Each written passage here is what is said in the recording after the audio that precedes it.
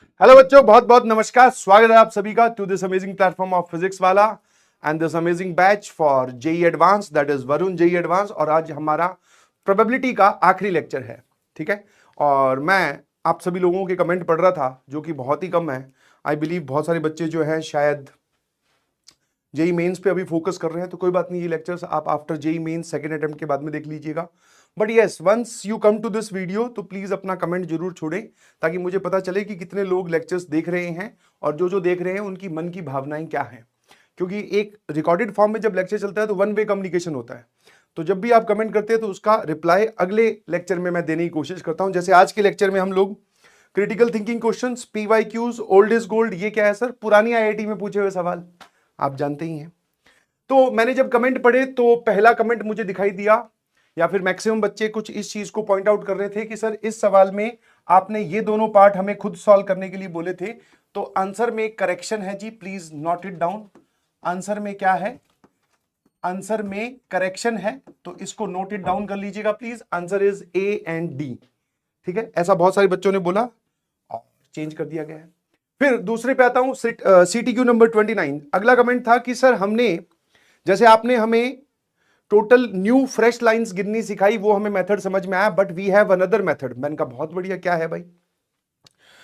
तो बोले सर आपके पास टोटल लाइंस गिवन है, ध्यान से देखना, टोटल लाइंस गिवन है कितनी? एक प्लेन में n, no 2 are parallel and no 3 are congruent, है ना। तो हम क्या करेंगे, इनमें से कोई भी 4 लाइन सेलेक्ट कर लो, दैट इज सेलेक्ट। अच्छा, ये कौन सा है सर? ये मेथड 2 है हमारा। This is method 2 of CTQ number 29, ठीक है। एक मेथड हम ऑलरेडी देख चुके हैं। तो सेलेक्ट एनी 4, कोई भी 4 लाइंस आप सेलेक्ट कर लो। तो मैंने कहा ठीक है भाई, तो n में से 4 लाइन सेलेक्ट करने का तरीका हो जाएगा, दैट इज NC4। मैंने कहा बहुत बढ़िया। और जब भी आप 4 लाइन सेलेक्ट करोगे तो no 2 are parallel, no 3 are congruent, तो ऐसी कुछ आएंगी सर। मैंने कहा बिल्कुल सही, ठीक है, हाँ है ना, ऐसी कुछ आने वाली है। तो मैंने कहा जब आप एक मतलब ये मेथड 2 जो ये बोलता है कि जब आप 4 लाइंस का एक गुच्छा या एक ग्रुप सेलेक्ट करते हो तो टोटल पॉइंट्स ऑफ इंटरसेक्शन आते हैं 6, एक that is 4C2, that is 1 2 3 4 5 और 6, ठीक है। तो आपने अगर 4 लाइंस सेलेक्ट की जो आपको दे रखी थी, उसमें से फ्रेश लाइन आप कितनी बना सकते हो सर? फ्रेश लाइन आप बना सकते हो कितनी, देखना जरा, 3। कौन कौन सी फ्रेश लाइन हो जाएंगी सर? एक तो ये वाली, ये जो व्हाइट वाली बना रहा हूं, this is a fresh line, ये फ्रेश लाइन है और ये फ्रेश लाइन है। तो मतलब हर 4 लाइन का सिलेक्शन हमें 3 फ्रेश लाइंस दे रहा है, गिव्स 3 फ्रेश लाइन, है ना। तो टोटल हमारे पास में फ्रेश लाइंस या न्यू लाइंस कितनी हो जाएंगी? दैट इज इन दोनों का मल्टीप्लीकेशन। बहुत ही जोरदार तरीके से आंसर आ जाएगा, that is n-1, n-2, n-3, n-4 factorial cancel हो गया, नीचे बचेगा 4 3 2 1 मल्टीप्लाइड बाई 3, तो ये और ये कैंसिल, सर ये पूरा जवाब वही आ गया, that is 1/8 n, n-1, n-2, n-3, ठीक है, बिल्कुल सही। बहुत ही जोरदार तरीके से सोचा बच्चों ने एंड आई एम इम्प्रेस्ड। बहुत बढ़िया यार, शाबाश। यही पार्टिसिपेशन चाहिए, यही एटीट्यूड चाहिए, एटीट्यूड।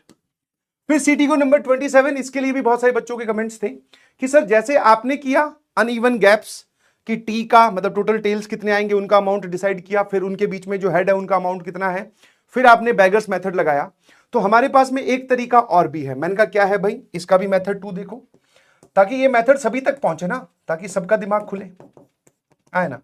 तो मेथड 2 एक बच्चे ने बोला, वैसे इनफैक्ट बहुत सारे बच्चों ने बोला है कि सर 5 टेल है आपके पास, तो टोटल 5 टेल रख दो,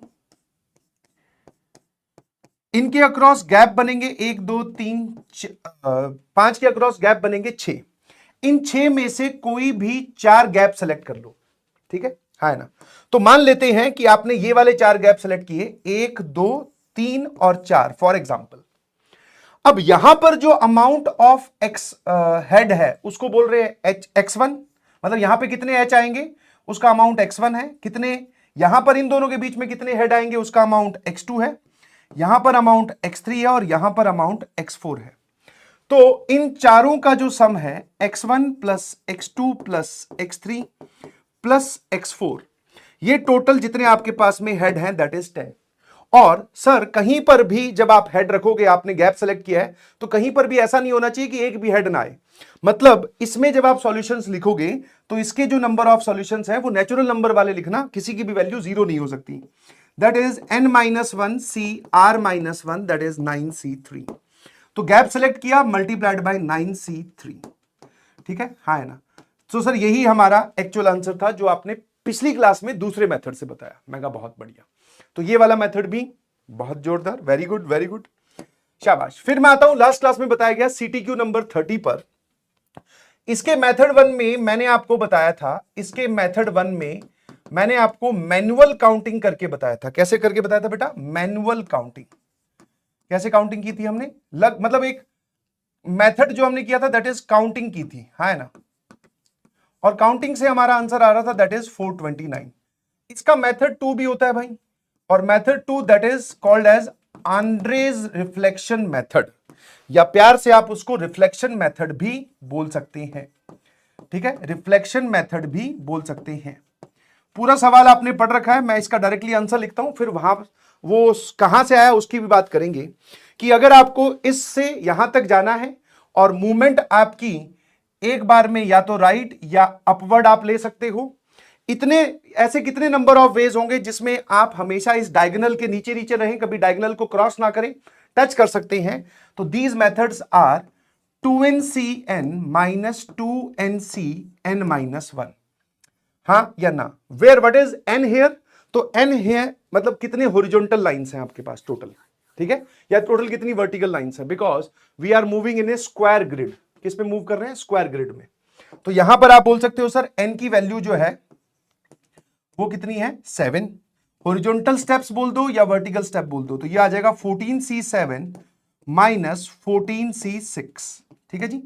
चलिए अगर मैं 14c7 की बात करूं तो ये कितना हो जाएगा? 14 फैक्टोरियल बटे 7 फैक्टोरियल 7 फैक्टोरियल माइनस 14 फैक्टोरियल बटे 6 फैक्टोरियल 8 फैक्टोरियल। 14 फैक्टोरियल, एक 6 फैक्टोरियल और एक 7 फैक्टोरियल कॉमन लिया तो यहां बचेगा 1। यहां सर 7 फैक्टोरियल आप ले गए और एक में से 6 ले गए तो यहां बचेगा 7, और ये ले गए 6 और 14 बाहर तो यहां बचेगा 8। ये इधर जाएगा, ये इधर जाएगा सर, ये आ जाएगा 1/56। मैं कहा ठीक है, इस वैल्यू को कैलकुलेट कर लेते हैं। तो 14 13 12 11 10 9 8 7 फैक्टोरियल मैंने कैंसिल कर दिया, ठीक है। इसके आगे 7 फैक्टोरियल लिखना था, वो यहां पे मैं उड़ा दूंगा। तो ये 6 factorial that is 6 5 4 3 2 1 6 5 4 3 2 1 into 7 factorial ये वाला, और इंटू 56 दैट इज 7 इंटू 8। तो ये और ये पूरा का पूरा गया, 8 और 8 पूरा गया सर, है ना। 6 और 2 12 भी पूरा गया, 6 भी गया, 2 भी गया, 7 फैक्टोरियल भी गया, बिल्कुल सही है ना। और यहां पर ये उड़ाया तो सर ये बचा 2, ठीक है, हाँ है ना। 10 और 5 इंटू 4 लिखा हुआ है 20, तो यहां बचेगा 2, ये और ये 2 भी गया, और सर ये वाला यहां पर बचा 3, तो ये बचा 3, ठीक है, हाँ है ना। तो ऊपर न्यूमरेटर में बच रहा है sir 13 into 3 that is 39 into 11, तो 3 9 और 3 9, हाँ है ना। तो सर ये आ रहा है 9, ये 12 और ये पूरा का पूरा, सर ये पूरा सॉल्व करने के बाद में भी 429 ही आ रहा है। अब सर ये रिफ्लेक्शन मेथड जो है उसका, अच्छा इसको आप एज ए फॉर्मूला ध्यान रखेंगे, ठीक है, एज ए फॉर्मूला ध्यान रखेंगे, ठीक है। रिमेंबर एज रिजल्ट कि अगर आपको डायगोनल के नीचे नीचे मूव करना है, डायगोनल के नीचे नीचे मूव करना है तो नंबर ऑफ वेज ये होते हैं, वेयर n इज, मतलब अगर यहां पर हम बात कर रहे हैं कि ये किसके? n क्रॉस n ग्रिड के लिए, n क्रॉस n ग्रिड के लिए, ठीक है। तो यही सर 429 आ रहा है, हमने पिछली क्लास में मैनुअल काउंटिंग करी थी। अब इसका हम बात करते हैं एक्सप्लेनेशन कि what is Andrzej reflection method. Sir ये क्या है? तो ये वैसे ओलंपियाड में पूछी गई चीजें हैं, ठीक है, हाँ है ना, जो हमारी कहीं ना कहीं जेई से भी इंटरसेक्शन रखती है। जैसे ओलंपियाड में तो नंबर थ्योरी भी आती है, ज्योमेट्री भी बहुत हाई लेवल की आती है, बट उन सब आर्ट्स को हटाकर जो पीएनसी के पार्ट हो गए, जो प्रोबेबिलिटी का पार्ट हो गया, तो उन सब चीजों को यहां पर आपके सामने भी रखा जा रहा है। तो आंद्रे भैया ने क्या बोला? उन्होंने बोला कि मान लो आपके पास में एक छोटी ग्रिड है, ठीक है, आपके पास क्या है, छोटी ग्रिड मान लेते हैं। तो छोटी ग्रिड मान लेते हैं सर कितनी, 5x5 की। ठीक है, 1 2 फिर 3 फिर 4। ठीक है, 1 2 3 4 5 फिर 1 2 3 फिर 4। तो मतलब sir we are discussing 5x5 वाली चीजें। हम क्या बात कर रहे हैं, 5x5 की बात कर रहे हैं। ठीक है, है ना। अब मैं इसमें डायगोनल बना लेता हूं। डायगोनल जो है सर वो ये वाली हो जाएगी। ठीक है, यहां पर आप हैं, this is our starting point, यहां आपको पहुंचना है। ठीक है, तो उसने बोला, मतलब आपको ये तो पता है ना कि लास्ट क्लास में आप सवाल पूरा एक्सप्लेन कर चुके हो, फिर भी अगर किसी को डाउट है तो पीछे जाकर वीडियो को पीछे करके सवाल अच्छे से पढ़ लेना कि यहां से यहां आपको जाना है, इस डायगोनल को टच कर सकते हो, बस डायगोनल से ऊपर मत निकलना। तो उन्होंने बोला कि बैड पाथ कौन कौन से हैं, what are the bad paths. Bad path मतलब दैट इज नॉट रिक्वायर्ड वाले, कि कौन से ऐसे होंगे जो हमें नहीं चाहिए, कि यहां से यहां जाते वक्त, इस पॉइंट से इस पॉइंट पर जाते वक्त आपको कौन से पाथ से एलर्जी है। तो हमने बोला भैया ऐसा नहीं चाहिए कि यहां ऐसे यहां आए फिर यहां पहुंच जाए, देखो इस डायगोनल से ऊपर चला गया फिर यहां आ गया फिर ये, है ना। तो ये वाला पाथ हमें नहीं चाहिए, ये बैड पाथ में काउंट होगा। जो मैंने अभी बनाया दैट इज नॉट रिक्वायर्ड वाला पार्ट है। ठीक है, तो उन्होंने एक बहुत ही सिंपल सी बात बोली, किसकी बात कर रहा हूं, आंद्रेज मैथमेटिशियन जो रहे हैं, उन्होंने बोला कि सर जहां पर ये इस डायगोनल से ऊपर जाएगा उसके ऊपर एक डायगोनल और बनाओ, ये वाली, है ना। बना लिया, इस डायगोनल के ऊपर एक और डायगोनल बनाओ, डायगोनल तो नहीं बोल सकते बट हां इसके ऊपर एक लाइन बनाओ जो इन वर्टिसेस को ज्वाइन कर रही है ना।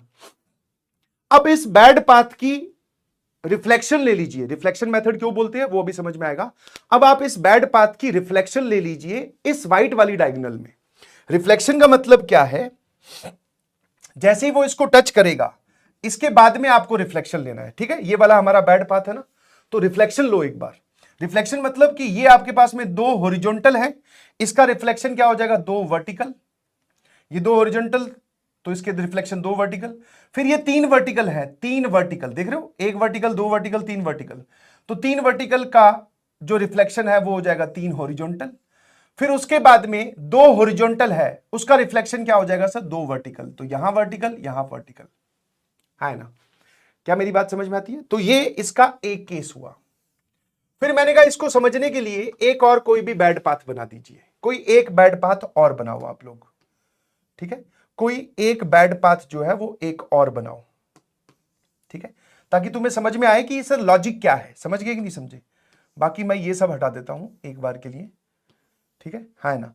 मैंने कहा एक बैड पाथ और बना दे भाई, कोई भी जो तुझे नहीं चाहिए, जो हमें एक्सक्लूड करना है। तो एक बच्चे ने बोला कि सर ये देखो मेरे पास एक और बैड पाथ है। मैं कहा बता भाई, कि यहां से हम यहां चलें, फिर यहां से यहां आए, यहां से यहां आए, फिर यहां से यहां आ गए, और फिर यहां से इसको क्रॉस नहीं किया हमने।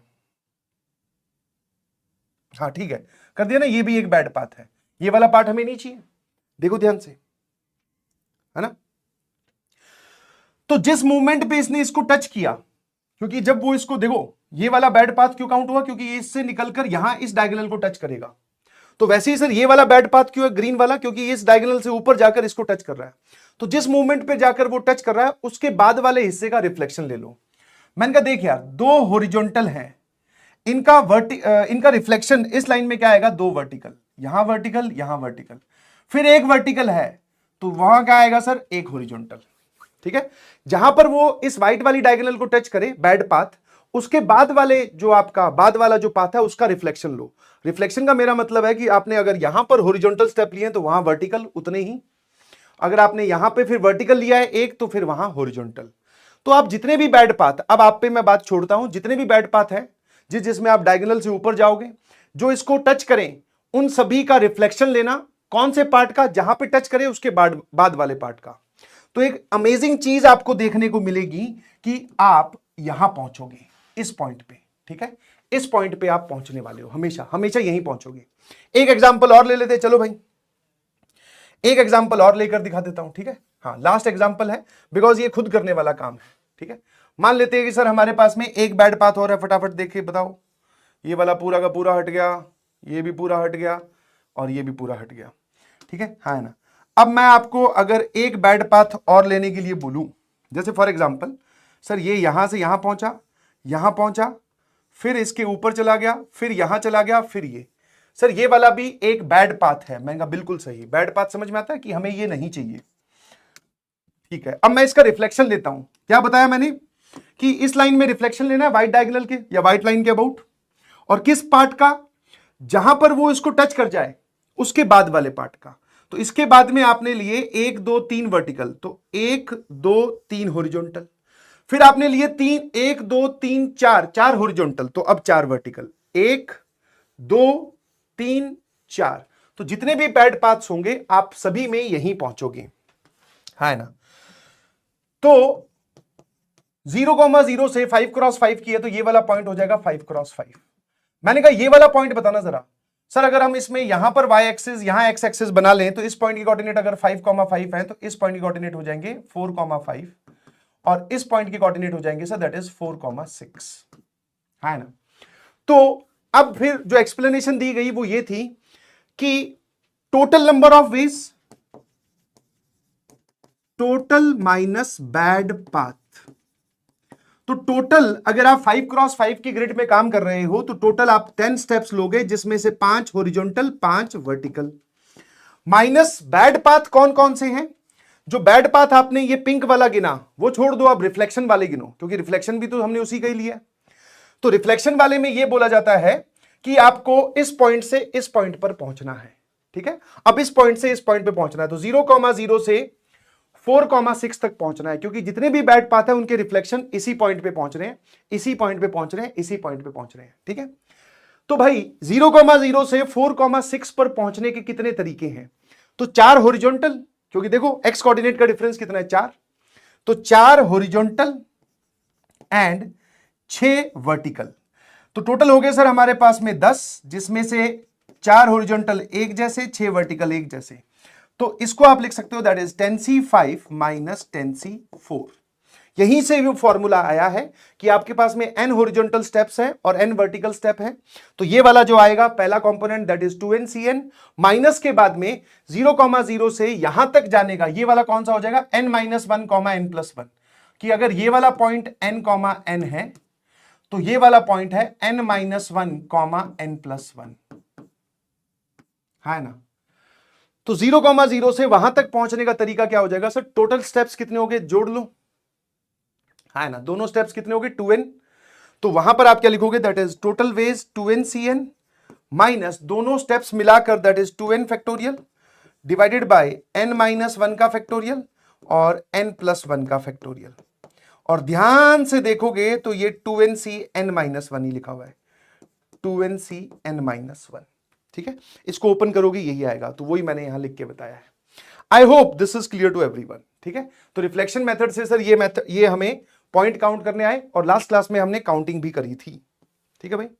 चलिए अगला आते हैं CTQ नंबर 31 पर, ठीक है। बढ़िया सवाल है, पहले इस सवाल को समझना जरूरी है, फिर उस आंसर तक पहुंचना जरूरी है। क्या बोला गया, ध्यान से देखना। दो प्लेयर्स हैं P1 और P2 are playing the final of a chess championship which consists of series of matches। Series of matches लिखा है मतलब मैचेस फिक्स नहीं है, ठीक है। आगे बढ़ते हैं। Probability that P1 winning the match, P1 winning the match मतलब P1 किसी मैच को जीते उस बात की प्रोबेबिलिटी है 2/3 और P2 किसी मैच को जीते उस बात की प्रोबेबिलिटी है 1/3। The winner will be the one who is ahead by 2 games compare to the other player and wins at least 6 games। तो विनर कौन होगा सर, विनर कौन कहलाएगा। इसमें 2 कंडीशंस हैं, एक तो अहेड बाय मतलब ahead by 2 games, ahead by 2 games and साथ साथ में एटलीस्ट 6 wins, 6 wins मतलब कम से कम 6 मैच जीते और जो दूसरा प्लेयर है उससे 2 मैच फालतू मतलब दूसरे 2 मैच आगे रहे। समझे कि नहीं समझे, ठीक है। Now the player P2 wins the first 4 matches. जो P2 है वो पहले 4 मैच जीत चुका है, P2 जो है वो पहले 4 मैच जीत चुका है उस चैंपियनशिप के। ठीक है, find the probability that P1 winning the championship. अब हमें P1 को जिताना है, ध्यान रखना प्लीज, पहले अपने दिमाग में सेट कर लीजिए कि अब आप जो भी केस सोचोगे उसमें P2 कभी नहीं जीतना चाहिए, हमेशा P1 ही जीतना चाहिए, बिकॉज वही रिक्वायर्ड प्रोबेबिलिटी है। ठीक है भाई, अकॉर्डिंग टू द क्वेश्चन क्या हमें यह बात समझ में आती है कि अगर वो 4 मैच जीत चुका है P2 और हमें P1 को जिताना है तो कम से कम 2 मैच तो वो आगे रहना चाहिए, तो 4 में 2 जोड़े तो सर वो 6 मैच जीतना चाहिए, है ना, और एटलीस्ट वो 6 मैच जीतना चाहिए। तो एक तो सिंपल सा केस समझ में आता है कि P1 आगे आने वाले 6 के 6 मैचेस जीत जाए, 1 2 3 4 5 6 जीत गया P1 चैंपियनशिप। हाँ, दोनों कंडीशन सेटिस्फाई हो रही हैं, जितना मैच P2 जीता उससे 2 ज्यादा जीता है और कम से कम 6 मैच जीता है ना। अब एक बच्चा बोले सर ये वाला केस 6 के 6 मैच P1 जीत जाए फिर यहां P1 आ जाए, मैं कहा ये केस नहीं चलेगा। क्यों?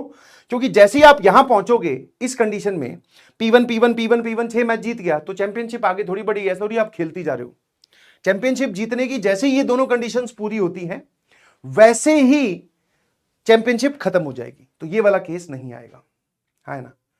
तो मेरे ख्याल से इस चीज की प्रोबेबिलिटी तो आप बहुत आसानी से लिख सकते हो कि आगे आने वाले, अच्छा ये काम हो चुका है, ध्यान रखना, इसकी प्रोबेबिलिटी कंसीडर नहीं करनी है कि P2 4 मैच जीत चुका है शुरू के, तो 1/3 की पावर 4 से मल्टीप्लाई करने की कोई आवश्यकता नहीं है, दैट इज काम हो चुका है। ये वाले 6 मैच हमने खेले और हर एक मैच में P1 जीते तो 2/3 की पावर 6, 2/3 2/3 2/3, ये लो सर P1 चैंपियनशिप जीत गया। अब इसके आगे वाले केसेस वैसे तो मैं चाहूंगा कि तुम 2-4 केसेस लिख कर देखो कि और P1 को कैसे कैसे जिताया जा सकता है। जब इसने 4 मैच खेले, अब मान लो ये 5 मैच जीत जाए तो सर ये कितने जीतेगा? 7, क्योंकि 2 ज्यादा रहने हैं ना, इसने 5 जीते तो 2 ज्यादा 7, और 7 जीतेगा तो कम से कम 6 जीतने वाली कंडीशन तो होगी सेट। बट उनकी अरेंजमेंट थोड़ा ध्यान से करना, ऐसा मत कर देना कि आपने ये लिख दिया P1 P1 P1 P1 P1 P1 1 2 3 4 5 6 7, फिर यहां लिख दिया P2। ये केस नहीं है। क्यों? क्योंकि यहां के बाद में तो चैंपियनशिप ही खत्म होगी भाई। हाँ, ये वाला केस चलेगा कि P2 मान लो यहां जीता या P1 शुरू के 2 जीता, फिर यहां P2 जीत गया, P1 P1 P1 3 2 5, P2 यहां आ गया 5 और 2 7। ये देखो ध्यान से, क्योंकि P2 पहले 4 जीत चुका है और एक ये रहा 5, तो P1 को 7 मैच जीतने हैं और उससे 2 ज्यादा भी रहने हैं, सॉरी कम से कम 6 जीतने हैं और उससे 2 ज्यादा भी रहने हैं, तो कम से कम 6 मैच भी जीत गया P1 और P2 से 2 मैच आगे भी है। तो ऐसे बहुत सारे केसेस बनेंगे। अब इसको सोचने का बढ़िया तरीका क्या है कि P1 और P2 के नंबर ऑफ मैचेस बराबर करवा दो पहले, ठीक है। इसके बाद में जो अदर केस आएगा उसमें कि P2 4 जीता है ना, तो P1 6 जीतेगा, ये वाला केस हो गया। अब अगले केस में आप आगे जाने से पहले सारे केस एक साथ काउंट कर रहे हैं, आप एक काम करो P1 और P2 दोनों की विन्स 5-5 कर दो, है ना।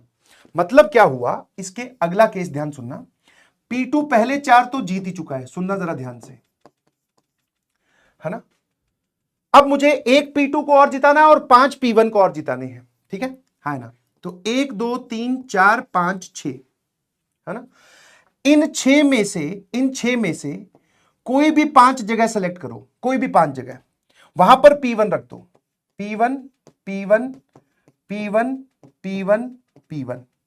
तो इन 6 में से 5 जगह सेलेक्ट की जहां पर ये जीता है, तो P1 के जीतने की प्रोबेबिलिटी 2/3 की पावर 5। इस एक जगह पे P2 रख दो, P2 के जीतने की प्रोबेबिलिटी 1/3, है ना। अब मैं इस सिचुएशन को बोलूंगा कि अब सिचुएशन टाई हो चुकी है। इस सिचुएशन को मैं क्या बोलूंगा? दिस सिचुएशन इज टाइड, है ना। कैसे से टाई? कैसे? क्योंकि P2 ने भी 5 जीत लिए, P1 ने भी 5 जीत लिए, है ना। P2 ने भी 5 जीत लिए, P1 ने भी 5 जीत लिए, है ना।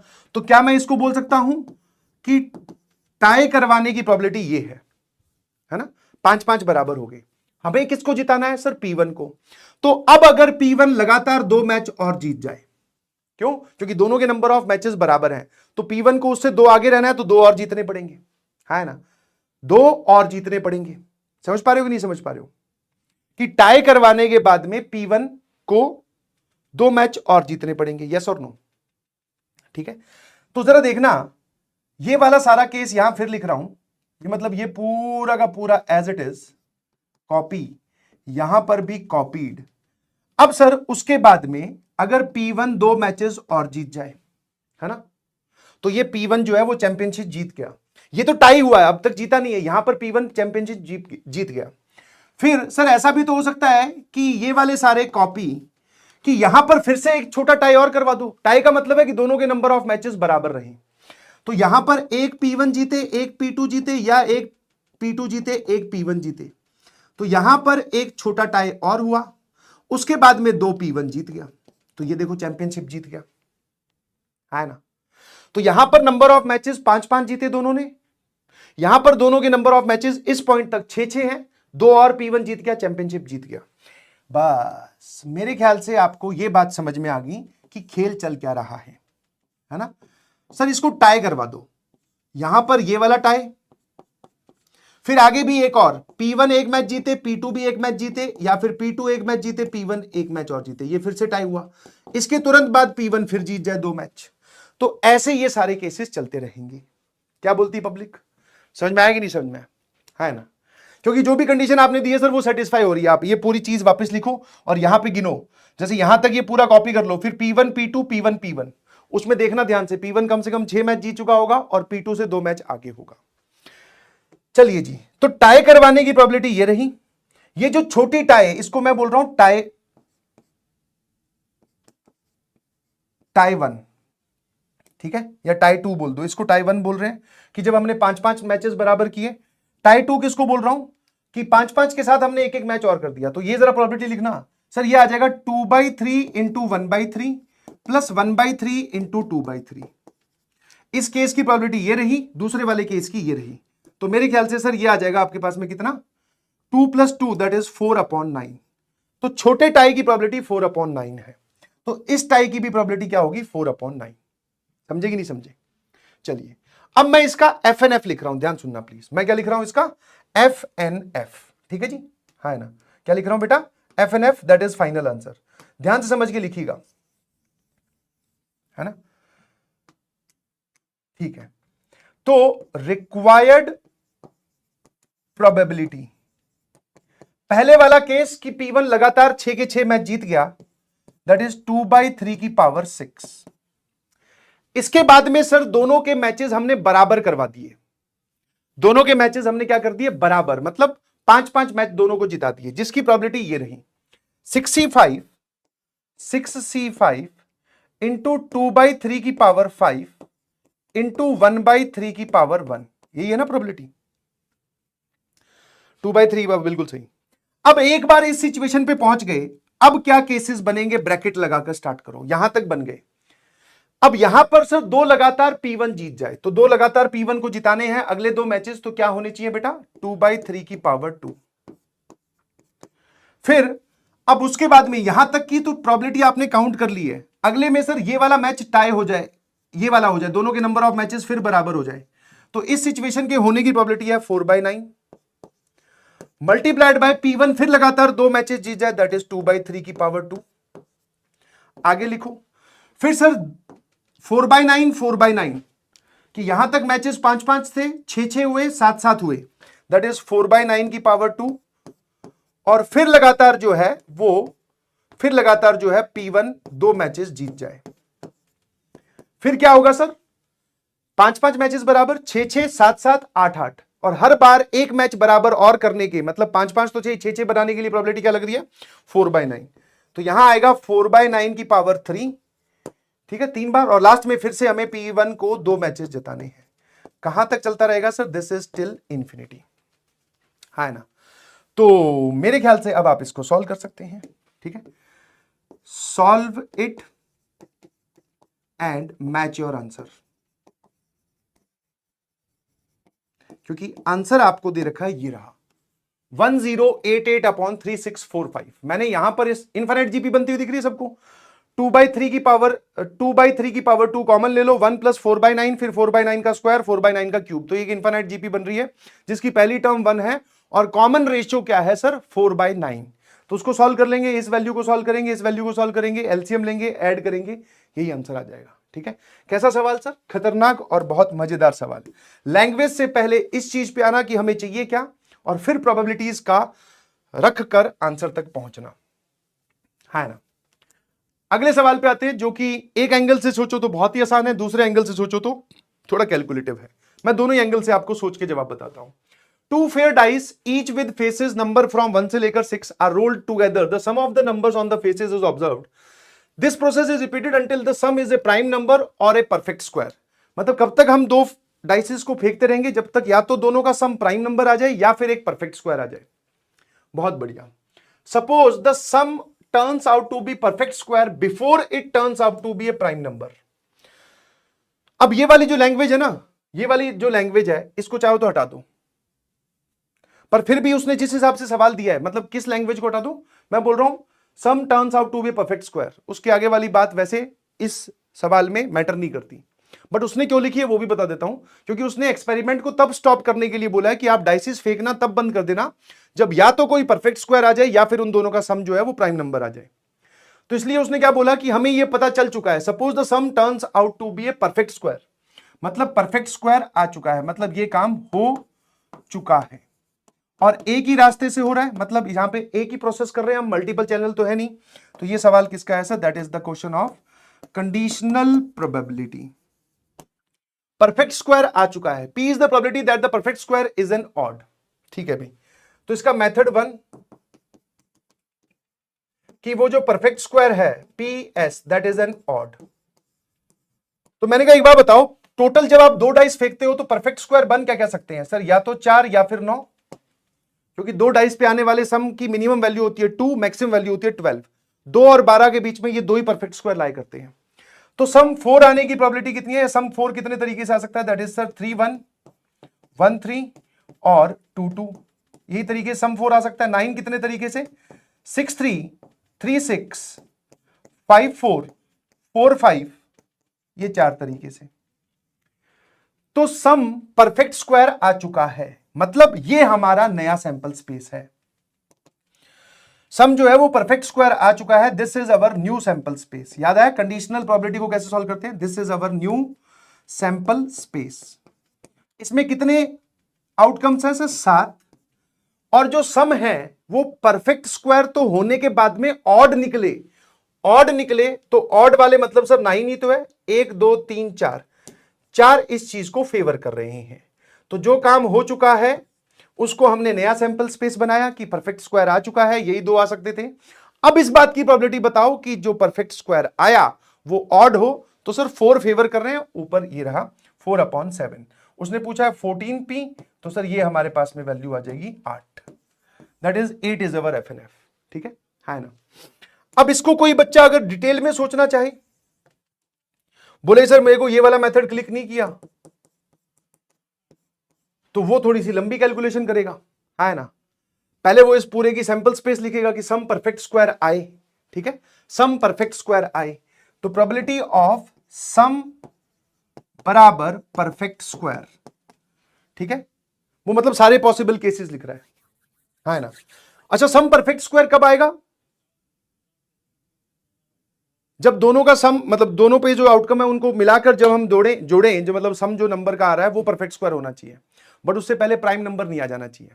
तो मैंने कहा अब यहां पे आपको देखना पड़ेगा प्रोबेबिलिटी ऑफ परफेक्ट स्क्वायर।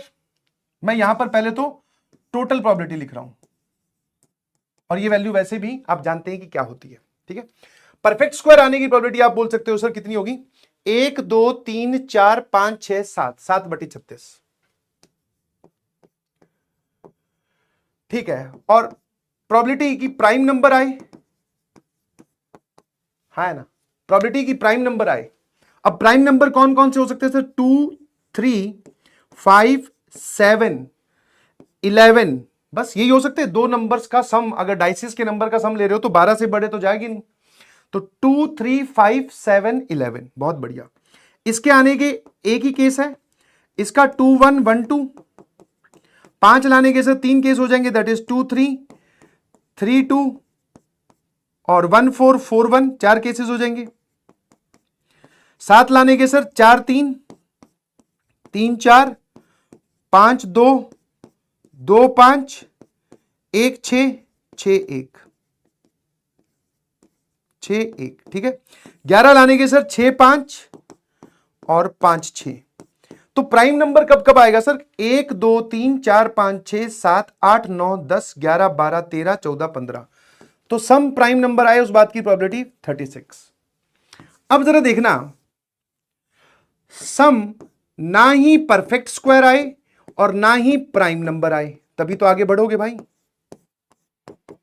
तो सर 15 और 7 22 तरीके से परफेक्ट स्क्वायर, और इन दोनों में कोई मतलब ये दोनों आपस में म्यूचुअली एक्सक्लूसिव इवेंट्स हैं, कोई भी दोनों का कॉमन एलिमेंट नहीं है, कोई भी कॉमन पेयर नहीं है। तो सर इन दोनों को जोड़ा तो 22 आ गए, 36 में से अगर मैं 22 घटा दूं तो ये बचेंगे, दैट इज 14। तो सम प्राइम नंबर और परफेक्ट स्क्वायर दोनों ही ना आए, तो मतलब सर उन 14 में से, मतलब उन 36 में से कोई 14 आउटकम्स आई होंगी जो जिनका सम करने के बाद में ना ही वो प्राइम नंबर आ रहा ना ही परफेक्ट स्क्वायर आ रहा।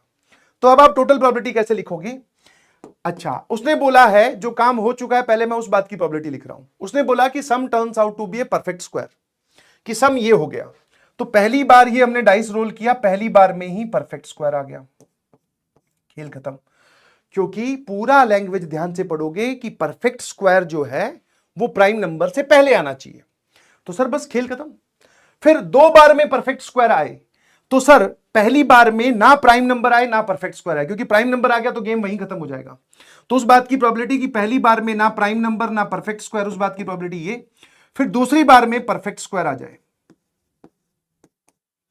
फिर पहली 2 बार में ना प्राइम नंबर ना परफेक्ट स्क्वायर, दोनों नहीं आए, इसलिए हम आगे बढ़ते जाएंगे। फिर तीसरी बार में आपके पास में डायरेक्टली परफेक्ट स्क्वायर आ जाए, ये ऐसे चलता जाएगा, है ना। अब मैं इसमें फेवरेबल केसेस लिखता हूं, बस जहां पर आप ये परफेक्ट स्क्वायर के 7 केसेस गिन रहे थे, अब हमें परफेक्ट स्क्वायर किस टाइप का चाहिए? ऑड नंबर चाहिए। तो ऑड के फेवर कितने हैं सर? ऑड वाले के कितने हैं? 4। तो 4/36 लिखा जाएगा कि सम परफेक्ट स्क्वायर तो आया बट ऑड नंबर वाला आया। सम परफेक्ट स्क्वायर तो आया परंतु ऑड वाला आया। सम परफेक्ट स्क्वायर तो आया परंतु ऑड वाला। तो परफेक्ट स्क्वायर में भी ऑड वाले के फेवर में कितने? सिर्फ 4। ठीक है।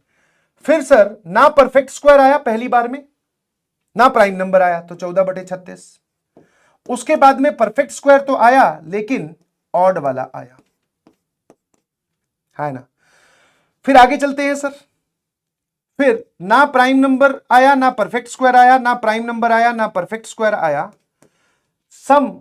परफेक्ट स्क्वायर तो आया लेकिन ऑड वाला, तो 4/36। ऐसे ये भी चलता जाएगा इन्फिनिटी।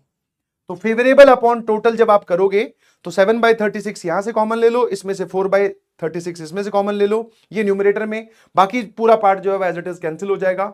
तो ऊपर बचेगा 4/36, नीचे 7/36, प्रोबेबिलिटी यही आ जाएगी 4/7, और जो कि आप डायरेक्टली भी लिख सकते थे, बट फिर भी मैंने आपको दोनों एंगल बता दिए। आ जाइए अब अगले सवाल की ओर चलते हैं, ठीक है। That is mod of x denotes the number of elements in the set x।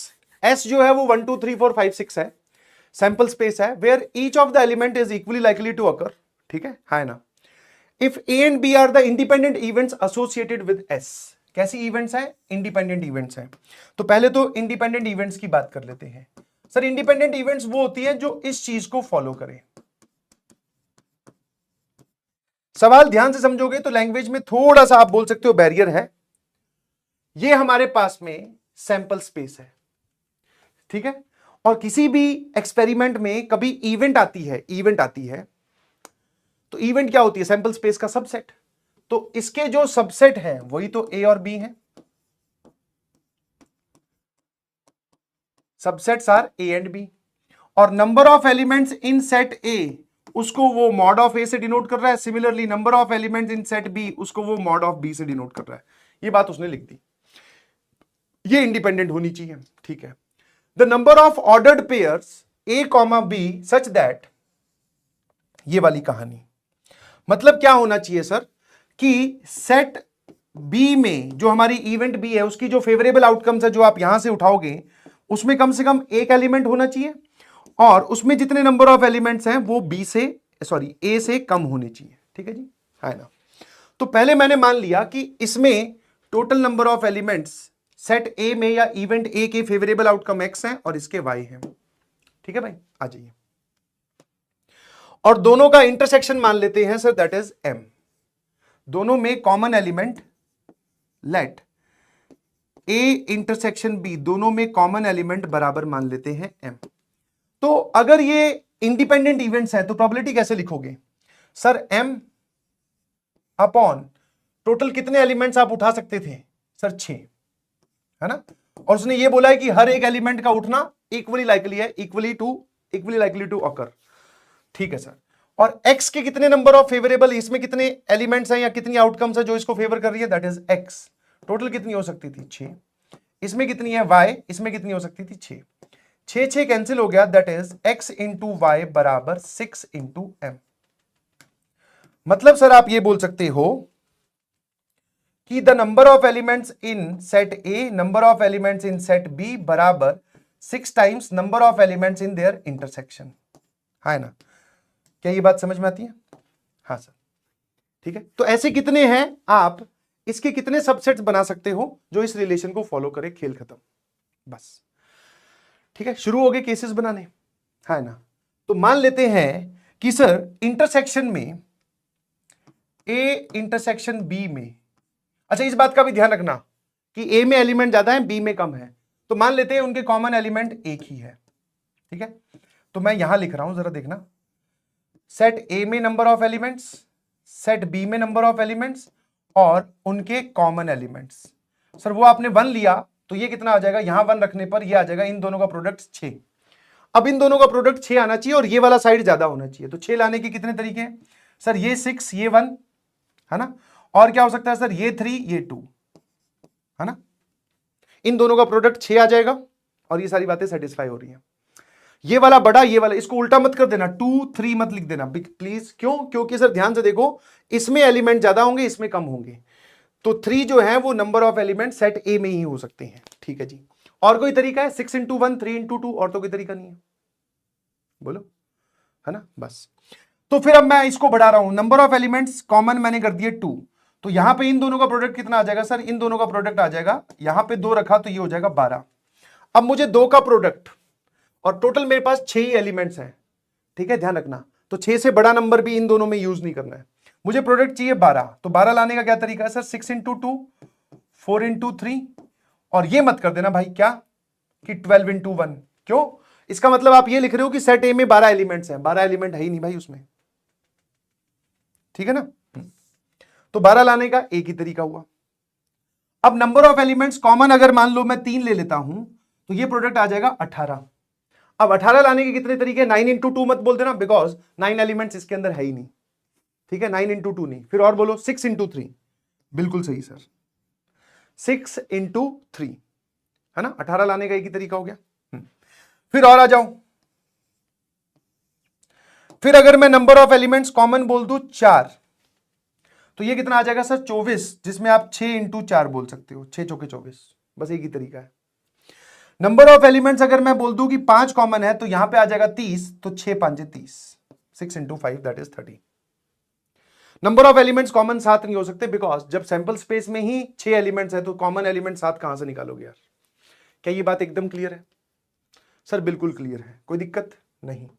आ जाइए, अब इसके केसेस गिन लेते हैं। जरा देखना, जिन केसेस में number of elements set A में 6 हैं, पहले वो अलग से देख लो।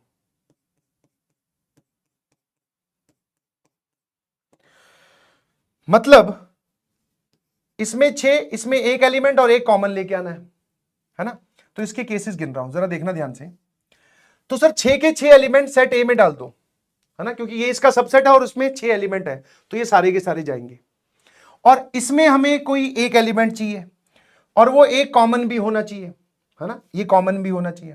तो इन्हीं 6 में से कोई एक सेलेक्ट कर लिया जो कि कॉमन होगा, इन्हीं 6 में से कोई एक सेलेक्ट कर लिया जो कॉमन होगा। ठीक है, हाँ है ना। मतलब इसमें सारे 6 के 6 एलिमेंट्स, उन 6 में से कोई एक एलिमेंट यहां और वही कॉमन हो गया। आ जाइए सर, इसमें 6 के 6 एलिमेंट्स आपको सेट ए में डालने हैं और कोई 2 एलिमेंट कॉमन चाहिए, दैट इज 6c2। 6 के 6 एलिमेंट आपको सेट ए में डालने, एक ही तरीका, उसमें से 3 एलिमेंट कॉमन होने चाहिए, तो 6c3। और 6 के 6 एलिमेंट्स आपको इसमें डालने हैं, तो सर ये आ जाएगा 6c5। ठीक है भाई, कोई दिक्कत? कोई दिक्कत नहीं है सर। ये वाली वैल्यू आ जाएगी 6, ये वाली वैल्यू कितनी आ जाएगी? 6 5 4 गया नीचे 2, सर ये आ गया 15, और ये आ जाएगा सर 20 आई बिलीव, है ना, 6 5 4 3 3 गया, हाँ सर ये 20 और ये फिर से 6। बहुत बढ़िया। अब सर ये वाला केस बच गया, ये जरा ध्यान से देखना। सेट ए में नंबर ऑफ एलिमेंट चाहिए हमें 3, तो इनमें से कोई भी 3 उठा लिए, तो 6 में से कोई भी 3 सेलेक्ट कर लिए। फॉर एग्जांपल कि आपने ए में बोला कितने, कोई भी 3, लेट्स से 3 4 और 6, ये आप उठा लाए, है ना। बी में चाहिए हमें 2 एलिमेंट, बी में कितने एलिमेंट चाहिए, 2, और एक कॉमन होना चाहिए, इस बात को मत भूलना। तो सर पहले कॉमन वाला डिसाइड कर लेते हैं। अब इन 3 में से कोई भी एक कॉमन वाला सेलेक्ट कर लो, कि मान लेते हैं सर ये कॉमन है, तो अब ये 4 और 6 तो यहां आ नहीं सकते, 4 और 6 आ नहीं सकते, 3 ऑलरेडी बैठा है। अब कितने बचे पीछे, 3, इन 3 में से कोई भी एक एलिमेंट और यहां लाके रख दीजिए, है ना। तो ऐसा करने से आपके पास में इसमें 3 एलिमेंट्स, इसमें 2 एलिमेंट और एक कॉमन। अब आगे वाले आप फटाफट गिन सकते हैं इसी तरीके से। आ जाइए भैया, टोटल हमें 4 एलिमेंट्स चाहिए, ठीक है, और 2 कॉमन होने चाहिए, तो इन 4 में से कोई भी 2 कॉमन सुन लो। तो टोटल मान लो आप 4 लेके गए, इनमें से ये वाले दोनों कॉमन हो गए जो आपने सेट बी में भी रख दिए। सेट बी में आपको टोटल कितने एलिमेंट चाहिए थे, 3, तो अब 2 पहुंचा दिए आपने, ये कॉमन है। अब कितने वहां ले जाने हैं सर, एक और चाहिए, और पीछे ऑप्शंस कितने बचे हैं, ये वाले, दैट इज 2C1, है ना। यहां आ जाइए प्लीज, 6 में से कोई भी 4 एलिमेंट्स आप लेके जाओ, और ये जो 4 हैं ये चारों के चारों उस सेट बी में डाल दीजिए, ठीक है। आई होप आप इसको भी सॉल्व कर सकते हैं। सर ये कितना होता है, 63 is 20 इंटू ये कितना आ जाएगा सर 9, है ना, और सर ये कितना हो जाएगा 62 15 और 15 4C2 6, 15 6 के 90, है ना, 90 इंटू 2, सर ये भी 180, बहुत बढ़िया। एंड 62 सर ये होता है 15। चलिए सारों को जोड़े, ऐड करके, यहां पे प्रोबेबिलिटी नहीं पूछी है, प्रोबेबिलिटी का तो इस्तेमाल उसने नंबर ऑफ, या सॉरी ये इंडिपेंडेंट इवेंट्स के हिसाब से केसेस बनाने के लिए बोला है। यहां पे तो टोटल वो ऑर्डर्ड पेयर पूछ रहा है।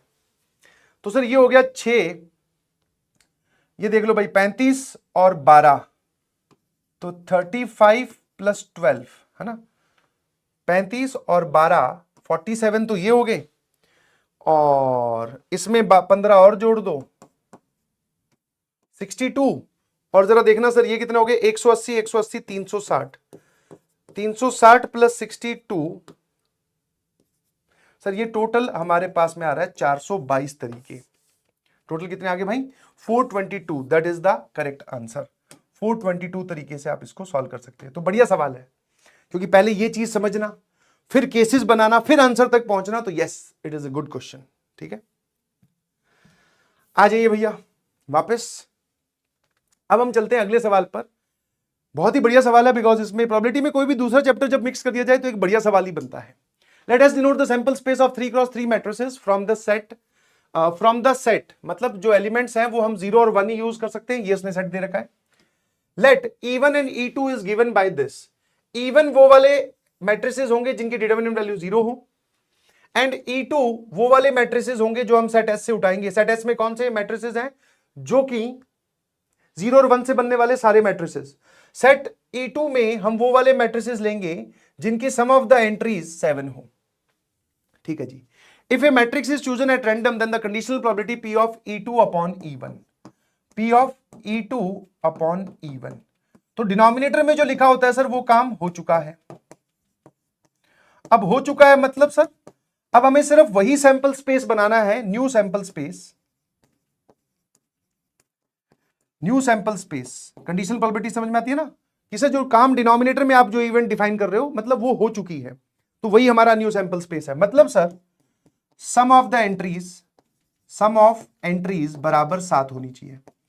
तो मेरे ख्याल से आपको समझ में आता है कि आप 7 तो 1 यूज करोगे तभी तो सम 7 आएगा, 1 2 3 4 5 6 7 और 2 0 यूज करोगे। ऐसी कितनी मैट्रिसेस बना लोगे सर आप, सर हम टोटल बना लेंगे, टोटल 9 हो गए, जिसमें से 7 एक जैसे और 2 एक जैसे, दैट इज 9 इंटू 8 अपॉन 2, बोले तो ऐसी हम 36 मैट्रिसेस बना लेंगे, ठीक है। तो डिनोमिनेटर में नए सैंपल स्पेस का टोटल अमाउंट आ गया, है ना। अब न्यूमरेटर में से आप क्या बोलोगे, इवन, कंडीशनल प्रोबेबिलिटी सॉल्व कर रहे हो ना, इनमें से इनमें से कितने मैट्राइसिस की डिटर्मिनेंट वैल्यू जो है, मैट्राइसिस की डिटर्मिनेंट वैल्यू बराबर 0 होगी, हो जाएगा न्यूमरेटर में, क्योंकि जो काम हो चुका है वो हमारा नया सैंपल स्पेस है, तो हम इस बात पे ध्यान दे ही नहीं रहे कि टोटल मैट्रिसेस कितनी बनी। हम तो जो काम हो चुका है, मतलब सम ऑफ द एंट्री 7 आ चुका है, तो सम ऑफ द एंट्री 7 रखते हुए आप कितनी मैट्रिसेस बना सकते हो सर? 7 1 यूज करने पड़ेंगे, 2 0 यूज करने पड़ेंगे, तब जाकर आपके पास 36 मैट्रिसेस बनेंगी। इनमें से कितनी ऐसी है जिनकी डिटर्मिनेंट वैल्यू 0 होगी? तो ये तो बहुत ही आसान है यार। अगर आपने एक आधी मैट्रिक्स बना के देखो, 7 1 बनाने हैं तो 7 1 यूज करने हैं, और अगर आपने ये जो 2 जीरोज है एक रो में रखे या एक कॉलम में रखे, तो वो जो भी मैट्रिक्स बनेगी उसकी डिटर्मिनेंट वैल्यू 0 ही आएगी, है ना? चाहो तो आप इसकी चेक कर लो, इसकी जो डिटर्मिनेंट वैल्यू है वो 0 है। अगर आपने ये जो 2 जीरोज है ये अलग रो और अलग कॉलम में रखे, मतलब ना ही एक रो में आ सकते ना ही एक कॉलम में, जैसे फॉर एग्जांपल ऐसे, तो इसकी जो डिटर्मिनेंट वैल्यू है ये नॉन जीरो है, यहां पर डिटर्मिनेंट वैल्यू जो है वो 0 हो जाएगी, है ना? समझ गए कि नहीं समझे? क्योंकि अब देखो ना ही ये एक रो में है दोनों 0, ना ही एक कॉलम में है, तो इसकी वैल्यू कैलकुलेट कर लीजिए, इसकी वैल्यू जो है वो आपके पास में कितनी आने वाली है सर? 1 आएगी। इसकी डिटर्मिनेंट वैल्यू 0 आएगी, चेक कर लो आराम से, क्योंकि दो एक जैसी होगी ना रोज, वैसे ही दिख रहा है। तो अब मुद्दा ये उठता है कि इस एक रो में ये 2 जीरोस रखने के तरीके कितने हैं सर? 0 0 1 1 0 0 और 0 1 0। तो एक रो में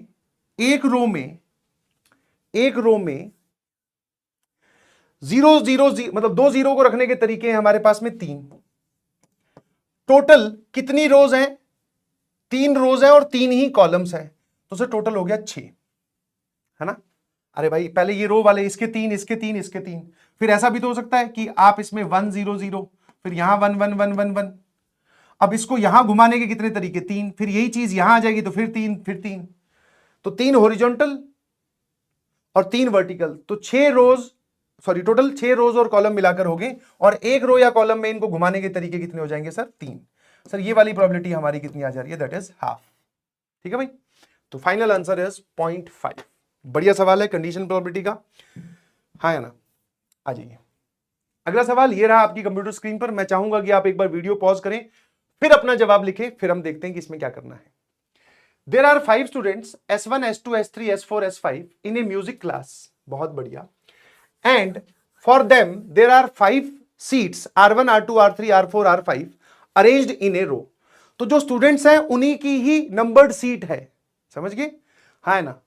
initially RI is allotted to SI, ये उस बात उसने बोल भी दी कि स्टूडेंट S1 R1 सीट पर बैठेगा, S2 R2 पे बैठेगा, S3 R3 पर, S4 R4 पर, S5 R5 पे। But on the day of examination 5 students are randomly allotted the 5 seats. पर जिस दिन एग्जाम था, जैसे टीचर करते ही हैं, बोले भाई तू यहां से उठ, तू यहां से उठ, पूरे साल चाहे आप अगली सीट पे बैठे हो, बट टीचर भैया पेपर वाले दिन बोले तू उठ पीछे चल। तो वैसे ही हुआ कि पहले उनकी फिक्स सीट थी किसी क्लास में, बट एग्जामिनेशन के दिन उनकी सीटें बदल दी गई। पैराग्राफ वाला सवाल है, पहला सवाल पढ़ते हैं। The probability that on the examination day student S1 gets the previously allotted seat R1। Student S1 को तो वही सीट मिली जिस पे वो हमेशा बैठता था, and none of the remaining students get the previously allotted seats him to her. तो बाकी जो स्टूडेंट्स बचे S2 S3 S4 S5, इनकी ये 4 सीट्स हुआ करती थी सर पहले, है ना? इनकी ये 4 सीट्स हुआ करती थी।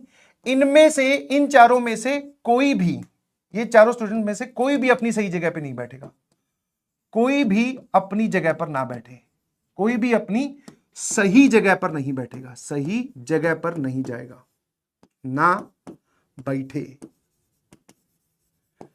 तो सर 4 चीजें और 4 उनकी करस्पॉन्डिंगली 4 उनकी एलोकेटेड सीट्स हैं, तो क्या मैं ये बोल सकता हूं इसके टोटल नंबर ऑफ वेज कितने आ जाएंगे? D4, D arrangement of 4 things, है ना? है ना? कि ये चारों अपनी सही जगह पे ना बैठे। जब कोई भी अपनी सही जगह पे ना बैठे तो सर इसकी तो ये सीट ली, इसने गायब हो गया, तो पीछे तो 4 ही बचे ना, D5 मत कर देना। अब D4 की वैल्यू आई बिलीव आपको निकालनी आती होगी, that is 4 factorial 1 minus 1/1 factorial plus 1/2 factorial minus 1/3 factorial plus 1/4 factorial, है ना? ये और ये कैंसिल हो गया सर, ये लिखा हुआ है 24, ये इधर जाएगा तो 24/2 मतलब 12, 24/6 मतलब 4 और 24/24 ये आ जाएगा सर कितना 8 और 1 9।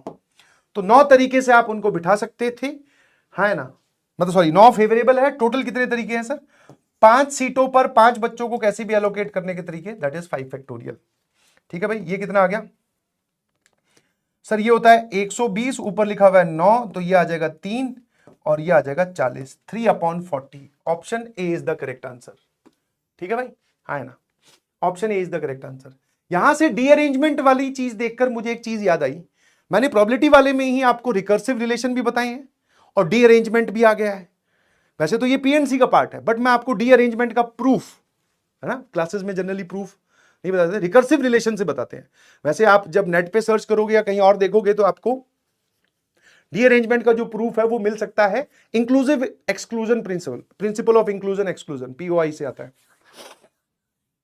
बट रिकर्सिव रिलेशन, रिकर्सन से देखेंगे इस सवाल के बाद में, पहले ये सवाल कंप्लीट कर दें। ऐसी इच्छा हुई, मैंने कहा चलो बात चली रही है एडवांस की तो क्यों ना वो भी देख लेते हैं, है ना। अब अगला सवाल इसी पैराग्राफ का क्या है?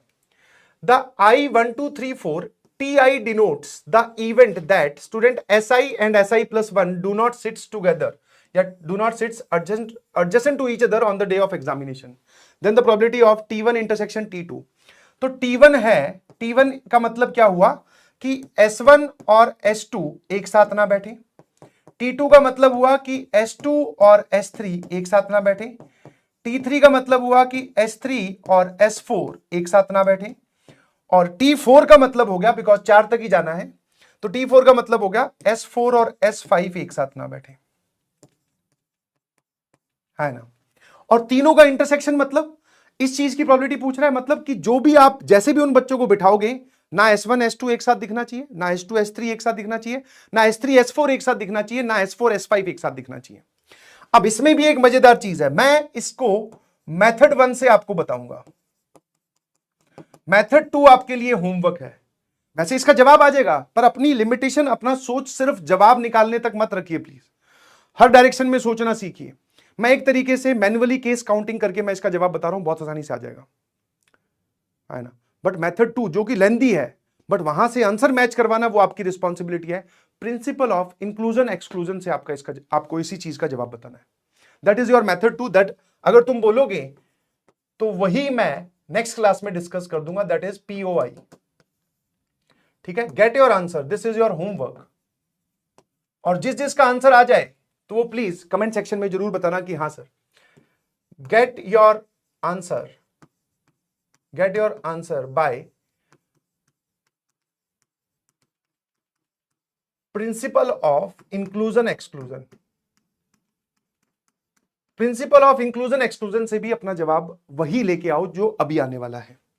तो सर हमने सवाल समझ लिया कि S1 S2 एक साथ नहीं आने चाहिए, S2 S3 एक साथ नहीं आने चाहिए, S3 S4 एक साथ नहीं आने चाहिए, और S4 S5 एक साथ नहीं आने चाहिए। देखने में, दूर से देखने में ये केस काउंटिंग भी सर बच्चों को बहुत डिफिकल्ट लगती है। तो मैंने कहा कोई बात नहीं, जब भी आपको कोई कॉम्प्लिकेटेड केस लिखे, कभी भी कोई कॉम्प्लिकेटेड काउंटिंग दिखे, कुछ भी केस दिखे, एक सिरे को पकड़ो। मैंने S1 को फर्स्ट पोजीशन पे बिठाया, ठीक है, फिर 1 2 3 4 5 बिठाने थे, ठीक है। अब मैं पहले इस चीज को फुलफिल कर रहा हूं कि S1 S2 के साथ नहीं बैठेगा, नहीं बैठेगा तो मतलब सर एक जगह छोड़ के बैठेगा, है ना। अब S2 यहां आ गया तो S3 इन दोनों जगह पे नहीं आ सकता, है ना। अब इन दोनों जगह पे नहीं आ सकता अगर S3, तो S3 जाके बैठेगा कहां सर? यहां। अब S3 यहां आ गया तो S4 यहां नहीं हो सकता, वरना ये दोनों साथ में हो जाएंगे S3 S4। तो S4 कहां आएगा सर? ये लो। फिर S5 कहां आएगा? ये। तो S1 को पहली पोजीशन पे फिक्स रखें, S2 सेकंड पोजीशन पे फिक्स किया तो एक ही केस आ रहा है, दूसरा और कोई केस ही नहीं आ रहा। फिर S1 को फर्स्ट पोजीशन पे रखा, S2 को इससे दूर बिठाना है तो एक गैप के बजाय 2 गैप देकर यहां बिठा दो। अब S2 अगर यहां आ गया तो यहां और यहां S3 नहीं आ सकता, यहां और यहां S3 नहीं आ सकता, तो S3 बचा कहां सर? यहां जाएगा। S3 अगर यहां जाएगा तो अब मुझे एक बात बताओ, S4 कहां आएगा सर? S4 यहां तो आ नहीं सकता, S4 यहां आएगा और S5 यहां आएगा। देख लीजिए सारी बातें फुलफिल हो रही है, ना S1 S2 एक साथ है, ना S2 S3 एक साथ है, ना S3 S4 एक साथ है, ना S4 S5 एक साथ है। ठीक है जी। अब S1 को फिक्स रखा इसी पोजीशन पे और S2 को मैं ले गया लास्ट में, है ना। अब जो S3 है वो बेसिकली यहां नहीं आ सकता, बट S3 यहां भी आ सकता है और सिमिलरली S3 यहां भी आ सकता है। है ना। बट S3 आपने अगर बीच में बिठा दिया तो S4 ना यहां आ पाएगा ना यहां आ पाएगा, that means this case is not feasible. हटा दो, यहां आ जाओ सर, S4 यहां नहीं आएगा बट यहां तो आ ही जाएगा। मैं कहा हाँ ठीक है भाई। फिर यहां क्या हो जाएगा सर, यहां आ जाएगा S5,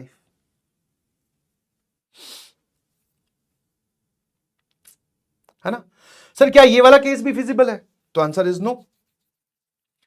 S1 और S2 को अगर मैं लास्ट गैप पे फिक्स करता हूं तो बीच में 3 जगह बचती है, तो S2 S3 यहां तो नहीं आ सकता, यहां आ सकता है, तो S4 फिर कहीं नहीं बैठेगा। फिर अगर S3 यहां नहीं आ सकता, मतलब यहां नहीं आ सकता, तो इसको इधर शिफ्ट कर दिया, तो अब ये S4 S5 दोनों नजदीक हो जाएंगे। Sir this is also not feasible. ठीक है, हटा दो। तो अब आपने S1 को तो फर्स्ट पोजीशन फिक्स रखा था, S2 को आपने जगह बदल के देख लिया, अब S1 को एक जगह आगे कर दिया सर आगे।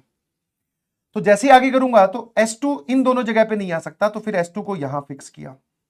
अब S3 इन दोनों जगह पे नहीं आ सकता, तो S3 यहां आएगा। S4 कहीं पर भी आ सकता है सर, S4 यहां भी आ सकता है और S4 यहां पर भी आ सकता है। S4 यहां पर भी आए तो भी कोई दिक्कत नहीं है, तो ये S5 हो जाएगा, यहां पर भी S5 आए तो भी कोई दिक्कत नहीं है। S1 को मैंने सेकंड प्लेस पे फिक्स रखा, फिर S2 को एक दूर बिठा था, दो दूर बिठा दो, मतलब यहां। समझ पा रहे हो, पहले S1 यहां पर फिक्स है पहले वाले में, फिर S1 को यहां फिक्स किया सेकंड वाले में, फिर केस काउंट कर रहा हूं, फिर S2 को आगे बढ़ाता गया। S3 यहां नहीं आ सकता, है ना। तो S3 कहां कहां आ सकता है सर, S3 यहां आ सकता है और S3 यहां आ सकता है, ठीक है ना। बट ये वाला केस आपको देख ही रहे हो साफ साफ कि अब S4 S5 दो लोग बचे, यहां बिठाओगे तो सर ये तो नजदीक हो जाएंगे ना, खेल खत्म, है ना। सर यहां पर S4 नहीं आ सकता, तो S4 यहां बैठेगा, यहां S5 बैठेगा, है ना। ठीक है भाई, 1 2 3 4 5 केसेस तक हम चल चुके हैं। आगे लेके आओ इसको, 1 2 3 4 5 जगह है। S1 ये फिक्स हो गया, S1 इस पोजीशन पे भी फिक्स हो गया। अब आगे चलो, S1 को यहां लेके आते हैं सर, गैप लेकर। अच्छा एक बात ध्यान रखना, S1 को मैं S1 के राइट में ही S2 को रख रहा हूं, बिकॉज हर एक की पॉसिबिलिटी बिल्कुल अपोजिट भी हो सकती है। समझ पा रहे हो नहीं समझ पा रहे हो, तो मैं वो सारे केसेस गिन रहा हूं जिसमें S1 के राइट में ही S2 है, S2 को लेफ्ट में नहीं लेके जा रहा, ठीक है, क्योंकि वो इंटू 2 करते ही अपने आप ही लेफ्ट में भी आ जाएगा। इसी को ही रिवर्स ऑर्डर में रख दो ना भाई। ये क्या लिखा हुआ है, 1 4 2 5 3, तो 3 5 2 4 1 लिख दो, तो ये उल्टा हो गया, फिर S1 राइट में आ जाएगा, S2 लेफ्ट में आ जाएगा। तो एक सीरीज से हम केसेस गिन रहे हैं, तो राइट में रखोगे तो सर यहीं आ सकता है, S3 या तो यहां आ सकता है या फिर S3 यहां आ सकता है, S1 यहां S2 यहां। अब S3 अगर यहां है तो S4 यहां तो आने से रहा, तो S4 आएगा यहां, S5 आएगा यहां। S4 यहां तो आने से रहा, तो S4 आएगा यहां, S5 आएगा यहां, है ना। अब उसके बाद में अगर आप S1 को आगे लेके जाते हो तो S2 इसके लेफ्ट में आ जाएगा, S1 राइट में पहुंच जाएगा, तो वो मैं केस काउंट कर नहीं रहा। तो मेरे पास इफेक्टिवली सारे मैन्युअली केस काउंट हो गए, 1 2 3 4 5 6 और 7। तो टोटल केसेस कितने हो जाएंगे सर, टोटल हो जाएंगे 7 इंटू 2। ये इंटू 2 वाली बात भी ध्यान रखना कि हर एक को रिवर्स कर दो, हर एक को रिवर्स ऑर्डर में लिख दो, तब भी ये बात वैलिड है, कोई दिक्कत नहीं है, ठीक है। तो अब मैं अगर यहां पर रिक्वायर्ड प्रोबेबिलिटी की बात करता हूं, अच्छा इन सब मेथड से हमारा ये भी कॉन्सेप्ट क्लियर होता है कि सर जब केस काउंटिंग की बारी आती है तो ऐसा नहीं है कि केस काउंटिंग रैंडम चल रहे हैं कि सर हम कैसे सोच पाएंगे, केस काउंटिंग में भी सर एक पैटर्न होता है, समझे कि नहीं समझे, वो आपको पकड़ना है बस। चलिए sir, that is 7 into 2 whole divided by 5 factorial, कैसे भी बिठा सकते थे। तो सर ये कितना आ गया आपके पास में, 7 इंटू 2 और नीचे लिखा हुआ है सर 120, ये आ जाएगा sir 60, 7/60, that is option C is the correct answer, ठीक है। अब इस पार्ट का मेथड 2 मैंने आपको प्रिंसिपल ऑफ इंक्लूजन एक्सक्लूजन से दिया है, सोचिएगा जरूर, अच्छा लगेगा आप सोचेंगे तो, ठीक है, नीचे कमेंट सेक्शन में मेंशन करोगे तो और अच्छा लगेगा, है ना। चलिए अगले, अच्छा हाँ, एक इंपॉर्टेंट चीज, दैट इज क्वेश्चन बोल देते हैं, ये अपनी कॉपी में भी लिख सकते हो, that is proof of derangement formula, proof of derangement formula by recursion, by recursion. Recursion का आपको अच्छा भला आइडिया तो हो गया होगा, बिकॉज हमने 4-5 सवाल कर लिए हैं, ठीक है। वैसे डी अरेंजमेंट का फॉर्मूला का जो प्रूफ है वो प्रिंसिपल ऑफ इंक्लूजन एक्सक्लूजन से भी आता है भाई, ठीक है ना। चलिए, चाहो तो मैं इसको जनरली वैल्यू, किसी भी वैल्यू n के लिए भी करके दिखा सकता हूं, बट समझने में थोड़ी आसान रहे तो इसलिए मैंने मान लिया कि n की वैल्यू 6 है, ठीक है। ऐसा नहीं है कि आप ये सोचो कि सर स्पेसिफिक वैल्यू लेकर थोड़ी ना प्रूव किया जाता है। मैंने कहा घबरा मत, जो मैं तुझे अभी सोचना सिखा रहा हूं तो वो n के लिए सोच लेना। तो डी अरेंजमेंट की अगर हम बात करें तो टोटल हमारे पास में सर मान लेते हैं 5 स्टूडेंट्स हैं, या लेटर और एनवेलप मान लो या फिर स्टूडेंट मान लो। चलो S1 6 स्टूडेंट्स है, S1 S2 S3 S4 S5 S6, और उनकी 6 सीट्स हैं, that is R1 R2 R3 R4 R5 R6, है ना। अच्छा, डी अरेंजमेंट फॉर्मूला होता क्या है पहले ये बता दो भाई। Sir D arrangement formula that is D arrangement of n things, that is n factorial multiplied by 1 upon 0 factorial minus 1 upon 1 factorial plus 1 upon 2 factorial minus 1 upon 3 factorial, ऐसे चलता जाता है और लास्ट में आता है -1 की power n upon n factorial. Yes और नो?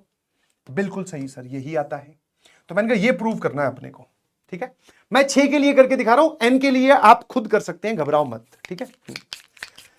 चलिए भाई, तो यहां पर हमने जैसे रिकर्शन में डिफाइन करते हैं, तो मैंने प्रूफ में क्या किया, dn क्या है, that is D arrangement of n things. और जब मैं डी अरेंजमेंट वर्ड लिख रहा हूं तो मेरे ख्याल से मुझे अब इस शब्द का मतलब समझाने की जरूरत नहीं है कि what do you mean by D arrangement, कि कोई भी अपने सही जगह पे ना बैठे, ठीक है भाई। अब आप एक काम करो, जब डी अरेंजमेंट हो रहा होगा मतलब कोई भी अपनी सही जगह पे नहीं जा रहा होगा, दैट इज D6 तरीके से, जो कि मेरे ख्याल से कितने होते हैं, 55 होते हैं क्या, देख लेना प्लीज, कितने 65 होते हैं शायद, वो देख लेना कितना D6 की वैल्यू क्या होती है। तो जब ये सब 6 की 6 लोगों की डी अरेंजमेंट हो रही होगी तो मुझे सिर्फ एक बार बताओ, किसी भी एक को पकड़ लो, ये जो S1 है ये कहां कहां जा रहा होगा। सर डी अरेंजमेंट मतलब ये अपनी जगह पे तो जा नहीं रहा, तो फिर ये R2 R3 R4 R5 R6 number seat पे जा रहा है। मैंने कहा हाँ, तो लेट्स से ये R2 पे जाता है, ठीक है, हाँ ना। तो किसी भी एक के पास, S1 के पास कितने ऑप्शंस है, options to go, options to go, कितने ऑप्शंस है सर, खुद वाले पे सीट पे नहीं जा सकता, बाकी इन 5 पे जा सकता है। बहुत बढ़िया, किसी भी इसको एक सीट पे भेज दिया, है ना, किसी भी एक सीट पे इसको भेज दिया। और हमारी डिस्कशन क्लास के अंदर ये हो चुकी है कि जितने तरीके से S1 R2 पे जाएगा उतने ही तरीके से S1 R3 पे जाएगा, मतलब जितने केसेस में ये इस सीट पे आके बैठेगा उतने ही केसेस में इस पे इक्वल नंबर ऑफ टाइम्स आके बैठेगा।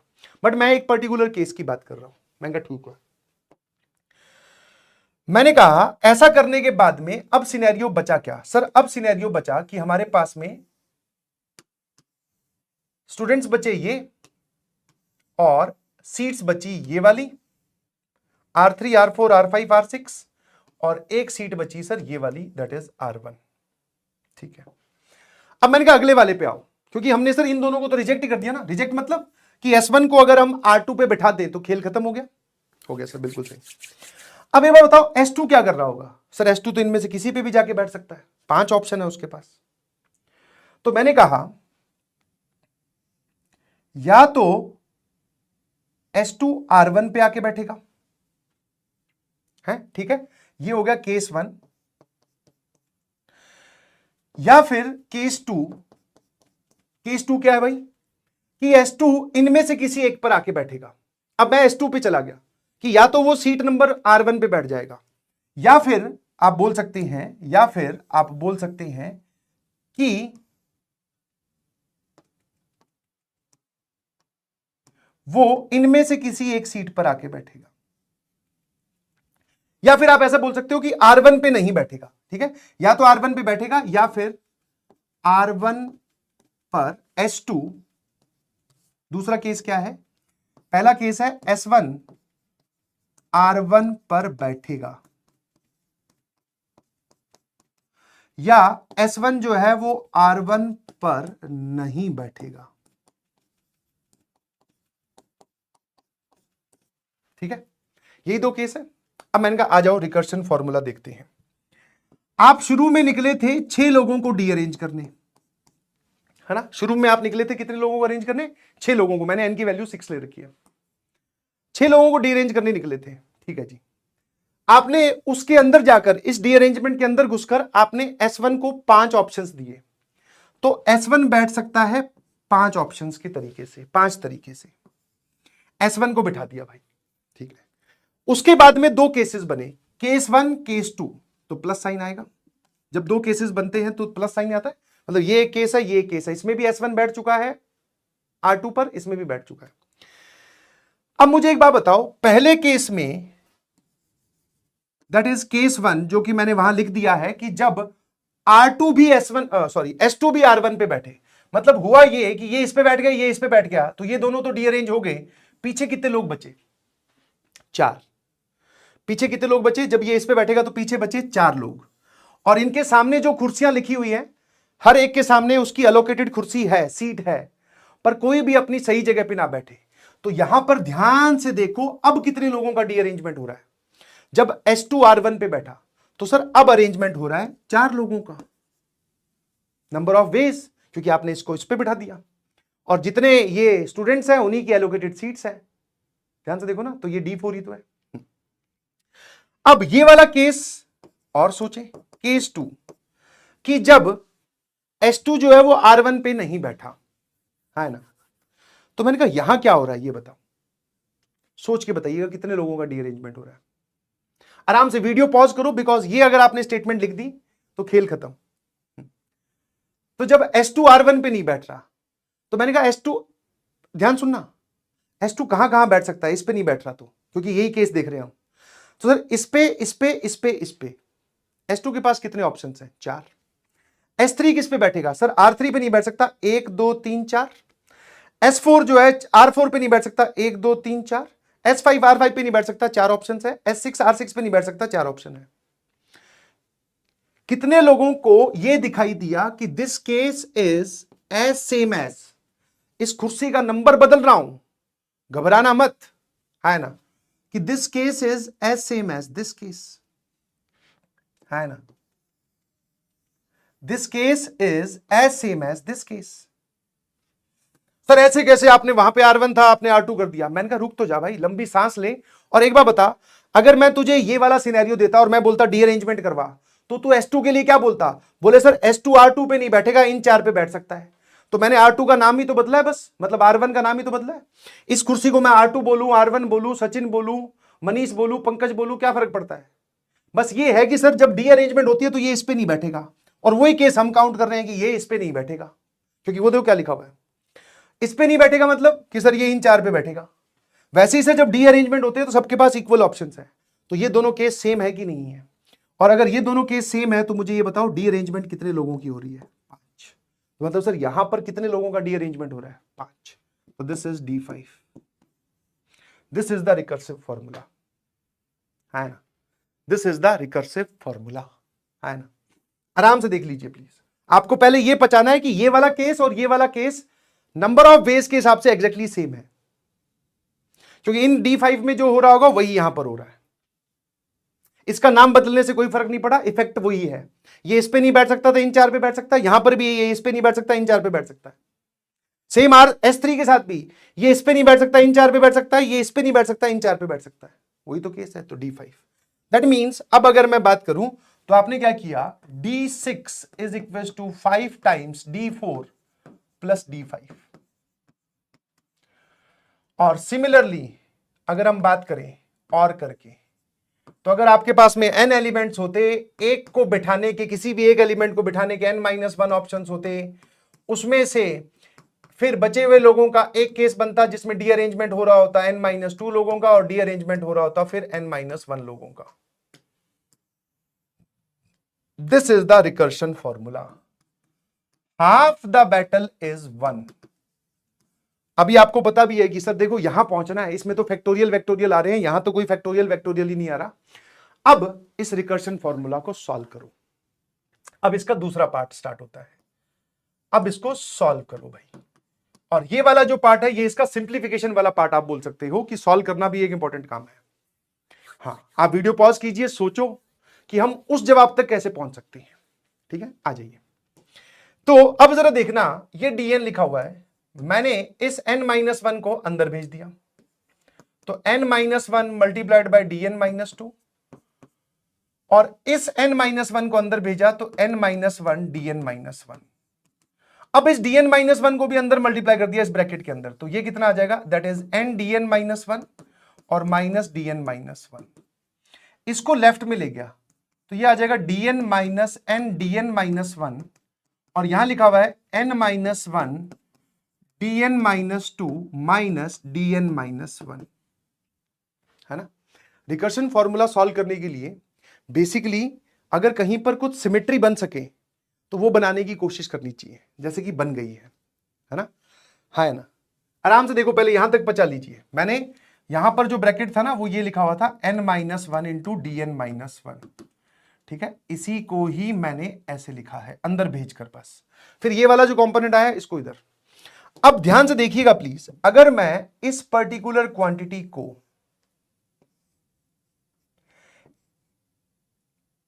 en बोलूं, मतलब ये कोई फंक्शन ऑफ n लिखा हुआ है, तो ये क्या लिखा हुआ है सर, ये ध्यान से देखकर बताना। इसमें से माइनस साइन कॉमन ले लो, dn-1 पहले ये आ जाएगा और फिर ये माइनस के बाद में ये आएगा n-1 dn-2। तो मैंने कहा अगर आप इसको en बोल रहे हो, लेट्स से, तो ये वाली चीज क्या है फिर सर, ये वाली चीज है en-1, और इसके आगे लगा हुआ है माइनस साइन, है ना, इसके आगे क्या लगा हुआ है, माइनस साइन। ये एक सेकंड ऑर्डर रिकर्सिव रिलेशन है, तो दैट मींस इसकी वैल्यू जो है वो n की वैल्यू 3 या 3 से बड़ी आपको लेनी होगी इसके अंदर, है ना, n की वैल्यू 3 या 3 से बड़ी लेनी है। और वैसे भी d1 और d2 हम खुद कैलकुलेट कर सकते हैं। What is the value of d1 भाई, d1 की मतलब कि एक ही आदमी है, एक ही सीट है, डी अरेंजमेंट करना है सर, पॉसिबल ही नहीं है। What is the value of d2, sir d2 की वैल्यू क्या होगी, जल्दी से बता दीजिए सर। d2 की जो वैल्यू हो जाएगी, दैट इज दो लोग हैं S1 S2 और उनकी दो सीट है, कोई भी अपनी सही सीट पे ना बैठे, तो सर एक तरीका। अब यहां से आप d3 निकाल सकते हो और यहां से आप आगे की कहानी बना सकते हो। जैसे मान लो मैं आपसे d3 पूछूं, ठीक है, d3 अगर मैं पूछूं तो n की जगह 3 पुट किया, दैट इज 2 टाइम्स यहां पे कितना आ जाएगा सर, दैट इज n की जगह अगर आपने 3 पुट किया तो ये आ जाएगा d1 प्लस d0। मैं सही कर रहा हूं क्या, 3 पुट किया ना, हाँ, d1 प्लस d2, तो सर d3 हमारे पास में 2 आ गया। अगर मैं d4 की बात करूं तो सर d4 हो जाएगा आपके पास में कितना, 3 टाइम्स d2 प्लस d3, है ना। अब 3 टाइम्स d2 कितना है सर, दैट इज 1, और ये कितना है 2, सर ये आ रहा है 9, है ना। सिमिलरली आप d5 भी निकाल सकते हो सारी वैल्यूज, बट मैं फॉर्मूला निकालना चाह रहा हूं और फॉर्मूला के लिए मुझे ये इनिशियल वैल्यूज की जरूरत पड़ेगी। तो रिकर्सिव रिलेशन जहां पर भी आपने देखे होंगे कि आपको a1 a2 ये सब दिए होते हैं।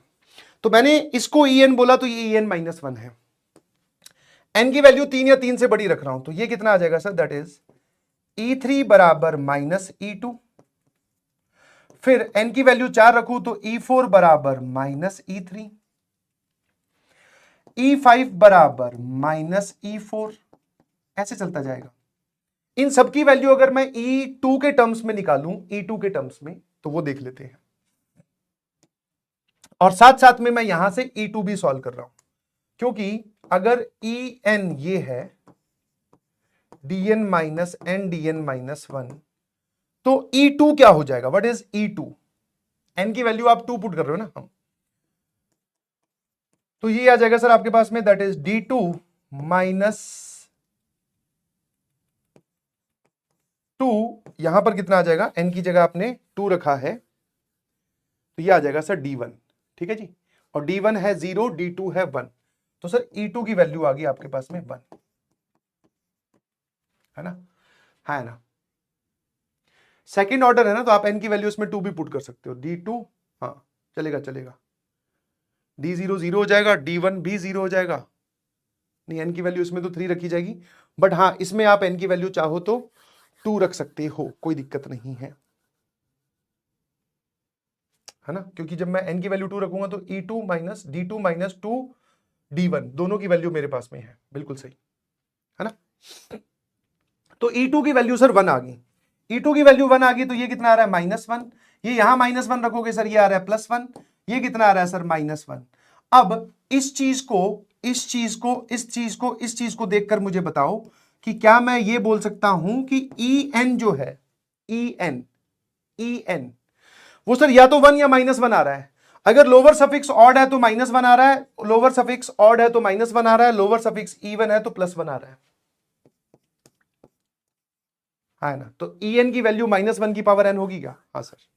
तो चलिए अब आते हैं इसके अगले पार्ट पर।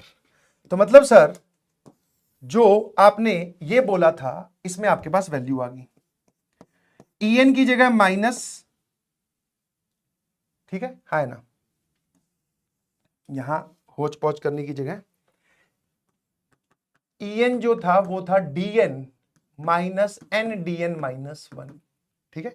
En जो था वो क्या है, dn minus n dn -1। En की वैल्यू आपने निकाल के देखी, वो आ रही है -1 की power n, and this is dn minus n dn -1। Telescopic method of difference बनाने के लिए इस पूरे को n फैक्टोरियल से डिवाइड कर दो, तो -1 की power n divided by n factorial, ये आ जाएगा बेटा dn upon n factorial minus n dn -1 upon n factorial. इसको इससे उड़ाओगे सर, ये आ जाएगा n -1 का फैक्टोरियल। तो यहां पूरा क्या बचा सर, dn -1 अपॉन n -1 का फैक्टोरियल। चलिए जी, है ना। तो चलो स्टार्ट कर लेते हैं, ठीक है। अगर मैं इस पूरे में n की वैल्यू 2 रखूं तो जरा बताना ये पूरा क्या बन जाएगा सर, ये आ जाएगा -1 की power 2, 1 upon 2 factorial, and this is d2 upon 2 factorial minus d1 upon 1 factorial. n की वैल्यू अगर मैं 3 रखूं तो सर ये आ जाएगा -1 upon 3 factorial, and this is d3 upon 3 factorial minus d2 upon 2 factorial. n की वैल्यू अगर मैं 4 रखूं तो this is 1 upon 4 factorial, and this is d 4 upon 4 factorial minus d3 upon 3 factorial. चलते जाओ, अगर मैं n की वैल्यू n ही रख दूं तो -1 की power n upon n factorial, and this is dn upon n factorial minus dn -1 upon n -1 का फैक्टोरियल। चलिए जी, अब अगर मैं इन सभी को कर दूं ऐड, तो सर इन सभी को ऐड करने पर आपको एक बढ़िया चीज दिखाई दे रही है, 1 2 3 4 तो राइट साइड में बचा सर इधर dn upon n factorial minus d1 upon 1 factorial, और लेफ्ट साइड में क्या बच रहा है सर, इन सब का सम। इन सब का सम अगर आप लिखोगे तो सबसे पहले आ रहा है 1 upon 2 factorial minus 1 upon 3 factorial, है ना, प्लस 1 अपॉन 4 फैक्टोरियल,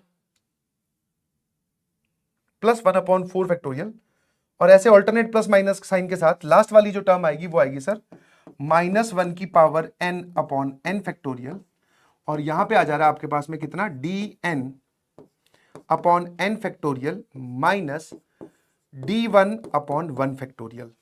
d1 की वैल्यू कितनी है दोस्तों, 0, तो ये वाला पार्ट तो 0 ही हो गया, है ना। इस n फैक्टोरियल को इधर मल्टीप्लाई करो, और ये dn जो है ये लेफ्ट में लिख रहा हूं, तो n फैक्टोरियल को इधर मल्टीप्लाई किया, ये आ गया n फैक्टोरियल। कहानी तो एक्चुअल में 1 अपॉन 2 फैक्टोरियल से ही शुरू होती है, बट पहले वाली दो टर्म्स आपको इसलिए बता दी जाती है ताकि आपको याद रखने में आसानी हो कि भाई साहब कि ये पहले वाली टर्म आप 1 upon 0 factorial minus 1 upon 1 factorial plus 1 upon 2, because इस पूरे की वैल्यू तो वैसे भी 0 है यार। कैसी सिचुएशन, HHPP सिचुएशन, ठीक है ना। I hope this is clear to everyone. तो पहले हमने रिकर्सिव रिलेशन बनाया दिमाग लगाकर, फिर सिंप्लीफिकेशन से हमने रिकर्सिव रिलेशन को सॉल्व किया, और फिर हमारे पास में sir proof of formula of derangement आ चुका है। कैसा लगा? तो recursive is a powerful thing, और ये आपको फील आ गई होगी कि रिकर्सिव हमने जहां पर भी लगाया वही उसका पॉइंट ऑफ एप्लीकेशन है, कि आप n जगह के लिए कोई काम कर रहे हो, वही काम अगर आप n-1 जगह के लिए कर रहे हो तो फिर सर वही n-1 लोअर सफिक्स लिखा जाता है, वही काम आप n-2 जगह के लिए कर रहे हो तो n-2, तो ऐसे रिलेशन बनाए जाते हैं, ठीक है जी। तो this is proof of derangement formula. आ जाइए अगला सवाल, that is consider a 6 cross 6 square A1, A2, A3, A49 be the points of the intersections dot in the picture. Picture में डॉट दिख नहीं रहे होंगे, बट ये जितने भी ये वाले हैं ना, इनको उसने जब ये जे एडवांस का सवाल आया था तब उसने पूछा था, ऐसे मतलब दे रखा था ये सारे डॉट्स हैं, ये टोटल 49 डॉट्स हैं, ठीक है ना। हाँ सर 6 क्रॉस 6 है तो 36 होंगे, नहीं भाई 7 वर्टिकल लाइंस है, 7 हॉरिजॉन्टल है, तो 49 ही होंगे। जब 7 वर्टिकल लाइन बनाते हो तब बीच में जाकर 6 आते हैं ये ब्लॉक, ठीक है। 1 2 3 4 5 6 7 वर्टिकल लाइन 7 है। ये वाला जो स्क्वायर की विड्थ है वो 1 1 1 1 1 1 टोटल 6 हुई है, ठीक है। Now AI and AJ are friends if they are adjacent along a row along a column. अगर या तो वो किसी रो में एक दूसरे के नजदीक है या कॉलम में एक दूसरे के नजदीक है तो एक दूसरे के फ्रेंड कहलाएंगे, ठीक है। बहुत बढ़िया। Point AI has an equal chance of being chosen, मतलब किसी भी पॉइंट को आप उठा के लाओ, सारे के सारे इक्वली प्रोबेबल है। PI denotes the probability that the randomly chosen point has I many friends. I की value 0 1 2 3 4. X be a random variable such that probability distribution आ गया भाई। X be a random variable such that I बराबर 0 1 2 3 4 और X की value ये रही। Then find the value of E of X. Expected value of X मतलब sir ये पूछ रहा है मीन, ठीक है। पहले देख लेते हैं सर रैंडम वेरिएबल की वैल्यू आपने क्या क्या दे रखी है। तो x की वैल्यू i के बराबर है और i की वैल्यू 0 1 2 3 4 है, तो 0 1 2 3 4। तो प्रोबेबिलिटी डिस्ट्रीब्यूशन सर पूरा कंप्लीट कर लेते हैं। मैंने कहा बहुत बढ़िया, आ जाइए। और यहां पर हम लिख रहे हैं प्रोबेबिलिटी ऑफ x बराबर i जो कि है PI, है ना, है ना। और सर प्रोबेबिलिटी ऑफ PI किसको डिनोट कर रहा है कि आपने कोई भी पॉइंट चूज करा उसके उतने ही दोस्त हैं। तो PI का मतलब क्या है, that is probability of I friends, probability of I friends.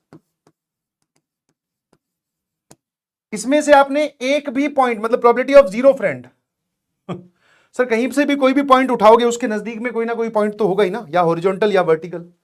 तो 0 फ्रेंड की प्रोबेबिलिटी 0 है। एक ही फ्रेंड हो, कोई भी पॉइंट हमने उठाया उसका एक ही फ्रेंड हो, कहीं से भी आप पॉइंट उठाओगे उसके 2 फ्रेंड तो होंगे ही होंगे मिनिमम, इस बात की प्रोबेबिलिटी भी 0 है। आराम से देख लो, कोई भी पॉइंट उठाओगे, यहां उठाया तो इसके तो 4 फ्रेंड है सर, 1 2 3 और 4। यहां उठाया सर इसके 2 फ्रेंड है, ये देखो। तो 0 फ्रेंड वाला तो कोई भी नहीं है, एक फ्रेंड वाला भी कोई भी नहीं है। अब 2 फ्रेंड वाले, तो 2 फ्रेंड वाले ये वाले पॉइंट्स हैं, 1 2 3 4 5, क्योंकि कोई भी पॉइंट उठाओगे इसके 2 ही फ्रेंड है। सॉरी 2 फ्रेंड वाले ये नहीं है, इसके तो 3 फ्रेंड है। 2 फ्रेंड वाले ये कॉर्नर वाले हैं, ठीक है। टोटल कितने कॉर्नर्स हैं, 4। 2 फ्रेंड कैसे हैं सर, इसका एक ये फ्रेंड है, एक ये फ्रेंड है, ठीक है। डायगोनल वाला फ्रेंड बताया भी नहीं है सवाल में और आप मान भी मत लेना। तो ये कॉर्नर वाले जो पॉइंट्स हैं इनके 2 फ्रेंड हैं, तो ये आ जाएगा सर 2/49, क्योंकि रैंडमली मैं किसी भी एक पॉइंट को उठा सकता था, उसकी टोटल केसेस कितने हो जाएंगे, 49 पॉइंट्स अवेलेबल है। 2 फ्रेंड वाले हमारे पास में 2 नहीं बे 4, ऐसे 4 है सर, टोटल 4 पॉइंट्स है जिनके 2 ही फ्रेंड है। अब 3 फ्रेंड वाले देखो, तो 3 फ्रेंड वाले सर ये वाले हो जाएंगे। इसके 3 फ्रेंड दिख रहे हैं, एक फ्रेंड, इसका 2 फ्रेंड और इसके 3 फ्रेंड। तो जो आप ये पॉइंट यहां से उठाने वाले हो, इनके 3 फ्रेंड है, कॉर्नर वाले के सर 2 है, तो एक एज पे कितने आ रहे हैं, 4। सॉरी 1 2 3 4 5, 5 इस तरफ 5 इस तरफ, 5 इस तरफ 5 इस तरफ, तो सर ये कितने आ जाएंगे, 20/49, है ना, है ना। चलिए अब वो बोल रहे हैं 4 फ्रेंड हो, तो 4 फ्रेंड के लिए सर बीच वाले उठाने पड़ेंगे आपको, है ना। कौन से, ये वाले जो हैं, जैसे ये वाले इन सबके 4 फ्रेंड है, 1 फ्रेंड 2 फ्रेंड 3 फ्रेंड 4 फ्रेंड, ठीक है जी। तो ऐसे कितने बचे सर, टोटल आपके पास में 49 थे, 20 और 4 24 आप ले गए, तो अंदर गिन लो, 1 2 3 4 5 और ऐसे करके 1 2 3 4 5 25 आ जाएंगे सर, दैट इज 25/49। अब वो पूछ रहा है व्हाट इज एक्सपेक्टेड वैल्यू, तो आई बिलीव आपको एक्सपेक्टेड वैल्यू मीन निकालना आता होगा, that is expected value of x PI into XI, इन दोनों को मल्टीप्लाई करना है, तो ये आ जाएगा 0, ये आ जाएगा 0, that is 2 into 4/49 plus 3 into 20/49 और प्लस 4 इंटू 25/49। इसमें से एक 7 इधर भेज दें, that is 7 times expected value of x, 8 plus 60 plus 100 बटे एक साथ यहां बचेगा, तो ये आ जा रहा है आपके पास में सर 168/7, बोले तो 7 2 जा 14 और 7 4 जा 28, ये वैल्यू आ गई सर आपके पास 24। ठीक है जी, आसान सवाल। 2 distinct points are chosen randomly out of, इनमें से कोई भी 2 पॉइंट उठाए हैं, probability that they are friends, मतलब वो दोनों फ्रेंड्स हों। समझ में आएगी नहीं समझ में, दोनों क्या हो, फ्रेंड्स हो। ठीक है, 2 पॉइंट उठाने हैं आपको। अब 2 पॉइंट आप ऐसे तो उठा नहीं सकते, ये वाले जैसे ये उठा सकते हो, कोई दिक्कत नहीं है, टोटल पॉसिबल केसेस में आ जाएंगे। तो टोटल पॉसिबल केसेस आपके लिखोगे, दैट इज 49 में से कोई भी 2 लोग सेलेक्ट किए, रिक्वायर्ड प्रोबेबिलिटी लिख रहा हूं भाई। अब वो फ्रेंड्स हो, तो फ्रेंड्स तो सर या तो वो हॉरिजॉन्टली हो, जरा देखना, जैसे ये वाला केस हो जाए, ये दोनों हो, या फिर ये वाले दोनों हो, या फिर ये वाले दोनों हो, या फिर ये वाले दोनों हो, या फिर ये वाले दोनों हो, या फिर ये वाले दोनों हो। तो एक लाइन में हॉरिजॉन्टल में कितने केस आ रहे हैं फ्रेंड्स के, 1 2 3 4 5 6, और ऐसी कितनी हॉरिजॉन्टल लाइन है, 1 2 3 4 5 6 7, तो 6 केसेस एक हॉरिजॉन्टल लाइन में, और ऐसी 7 हॉरिजॉन्टल लाइंस हैं, तो ये लो। सेम अगर मैं बात करूं कि एक वर्टिकल लाइन में फ्रेंड वाले केस कितने आएंगे सर, 1 2 3 4 5 6, और ऐसी कितनी वर्टिकल लाइंस है, 7, तो +6 × 7, मतलब ये वर्टिकल वाले हो गए, ये हॉरिजॉन्टल वाले हो गए। I hope you can solve this, the answer is half 0.5 आएगा। ठीक है, 2 फ्रेंड्स या तो वर्टिकली ऊपर नीचे होंगे या हॉरिजॉन्टली आसपास होंगे, बस वही केसेस लिखे हुए। आ जाइए, PYQ नंबर 15 जेईई एडवांस 2022 का बहुत ही बढ़िया सवाल, केस मेकिंग भी है और सोचने वाला भी पार्ट है। तो एक बार आप वीडियो को पॉज कीजिए, फिर अपना सॉल्यूशन लिखिए please. 2 players P1 P2 plays A games against each other, ये गेम वाला जो है ना, रैंडमली पेयर करना, ये बहुत पुराने टाइम से आ रहा है भाई सवाल। मैं अभी ओल्ड इज गोल्ड लेके आया हूं, उसमें भी तुम्हें करवाऊंगा सवाल। ठीक है, 2 players P1 and P2 plays a games against each other. In every round of the game, each player rolls a fair dice once, where the 6 faces of the dice have 6 distinct number. Dice के ऊपर 6 faces छपे हुए हैं और 6 के 6 अलग अलग numbers हैं। X and Y denotes the reading on the dice rolled by P1 and P2. ठीक है, तो P1 जो डाइस रोल कर रहा है उसकी रीडिंग X है, P2 जो डाइस रोल कर रहा है उस पे जो नंबर आएगा वो Y है। If X is greater than Y, अगर X जो है वो Y से बड़ा हो, तो P1 स्कोर 5 पॉइंट्स, तो P1 को 5 पॉइंट्स मिलेंगे। तो ऐसे लिख लेते हैं इसको टेबल बनाकर, ये हो गया P1, ये हो गया जी P2, और अगर X greater than 5, X greater than Y है, मतलब P1 वाले डाइस पे ज्यादा बड़ा नंबर आए तो इसको 5 पॉइंट्स मिलेंगे और इसको P2 स्कोर्स 0 पॉइंट। बहुत बढ़िया। अगला केस लिखा हुआ है कि अगर X और Y बराबर हों, then each player scores 2 point, दोनों को 2-2 मिलेंगे। उसने ईच वर्ड यूज किया है, मतलब हर एक को 2-2 points. If X is less than Y, then P1 scores 0 point, P2 scores 5 points. बहुत बढ़िया। XI and YI be the total score of P1 P2 respectively after ith round. मतलब जो भी आप हमें, जैसे मान लो आप X2 लिखते हो, तो 2 राउंड उन्होंने खेले, मतलब 2-2 बार डाइस रोल किया, और XI उस चीज को डिनोट कर रहा है कि टोटल स्कोर कितना है। ठीक है जी, मैट्रिक्स मैच टाइप का सवाल है। P of X2 greater than equals to P of Y2, तो इसका जो A पार्ट है, that is P of X2 is greater than equals to Y2। मतलब यहां से हमें समझ में आ गया कि सर टोटल राउंड कितने हो रहे हैं, 2 लोअर सफिक्स दोनों का 2 है, तो 2-2 राउंड हो रहे हैं। X का स्कोर जो है, मतलब ये वाला जो है ना कैपिटल X, ये P1 का स्कोर है, और कैपिटल Y P2 का स्कोर है। तो X का P1 का स्कोर ज्यादा आना चाहिए P2 से। ठीक है जी, तो क्या क्या पॉसिबिलिटी हो सकती है, केसेस बना ले। 2 ही राउंड आपको खेलने हैं सर। ठीक है, तो सर राउंड 1 में और राउंड 2 2 ही राउंड है, और हम P1 P2 के स्कोर की बात कर लेते हैं। और हम कौन सा केस सोच रहे हैं कि दोनों X2 या तो Y2 से बड़ा हो या बराबर हो 2 राउंड के बाद में। तो ऐसा हो सकता है क्या कि पहले राउंड में इसको 5-0, मतलब ये 5 हो, इसको कुछ ना मिले, बट हमें नेट स्कोर गिनना है, तो राउंड 2 भी खेलना पड़ेगा, है ना। यहां पे 2-2 ले लो सर, क्या बोलते हो कि यहां पर इसका 5, इसका 0, इसका 2, तो नेट सर यहां पे स्कोर कितना आ जाएगा सर, ये आ जाएगा 7 और ये आ जाएगा 2, तो सर अभी भी इसका स्कोर ज्यादा है। दूसरा केस सर ये भी हो सकता है राउंड 1 राउंड 2 में कि 5-0, दूसरे राउंड में भी 5-0, इसका स्कोर हो जाएगा 10, इसका स्कोर हो जाएगा 0, अभी भी ये स्कोर इससे ज्यादा है P1 का स्कोर, है ना। और कोई केस है सर, इसको ऊपर कर दे तो मतलब एक केस ये भी तो हो जाएगा ना इंटू 2, ये वाला केस जो भी है इंटू 2, मतलब कि ये वाले केस भी आके देखो जरा, P1 P2, और यहां पर आपने बोला सर पहले राउंड में दोनों का स्कोर बराबर, दूसरे राउंड में 5-0 हो गया, तो इसका स्कोर 7, इसका स्कोर 2, बस। और कोई केस है नहीं सर, बराबर वाला तो 5-5, हाँ ये ठीक है।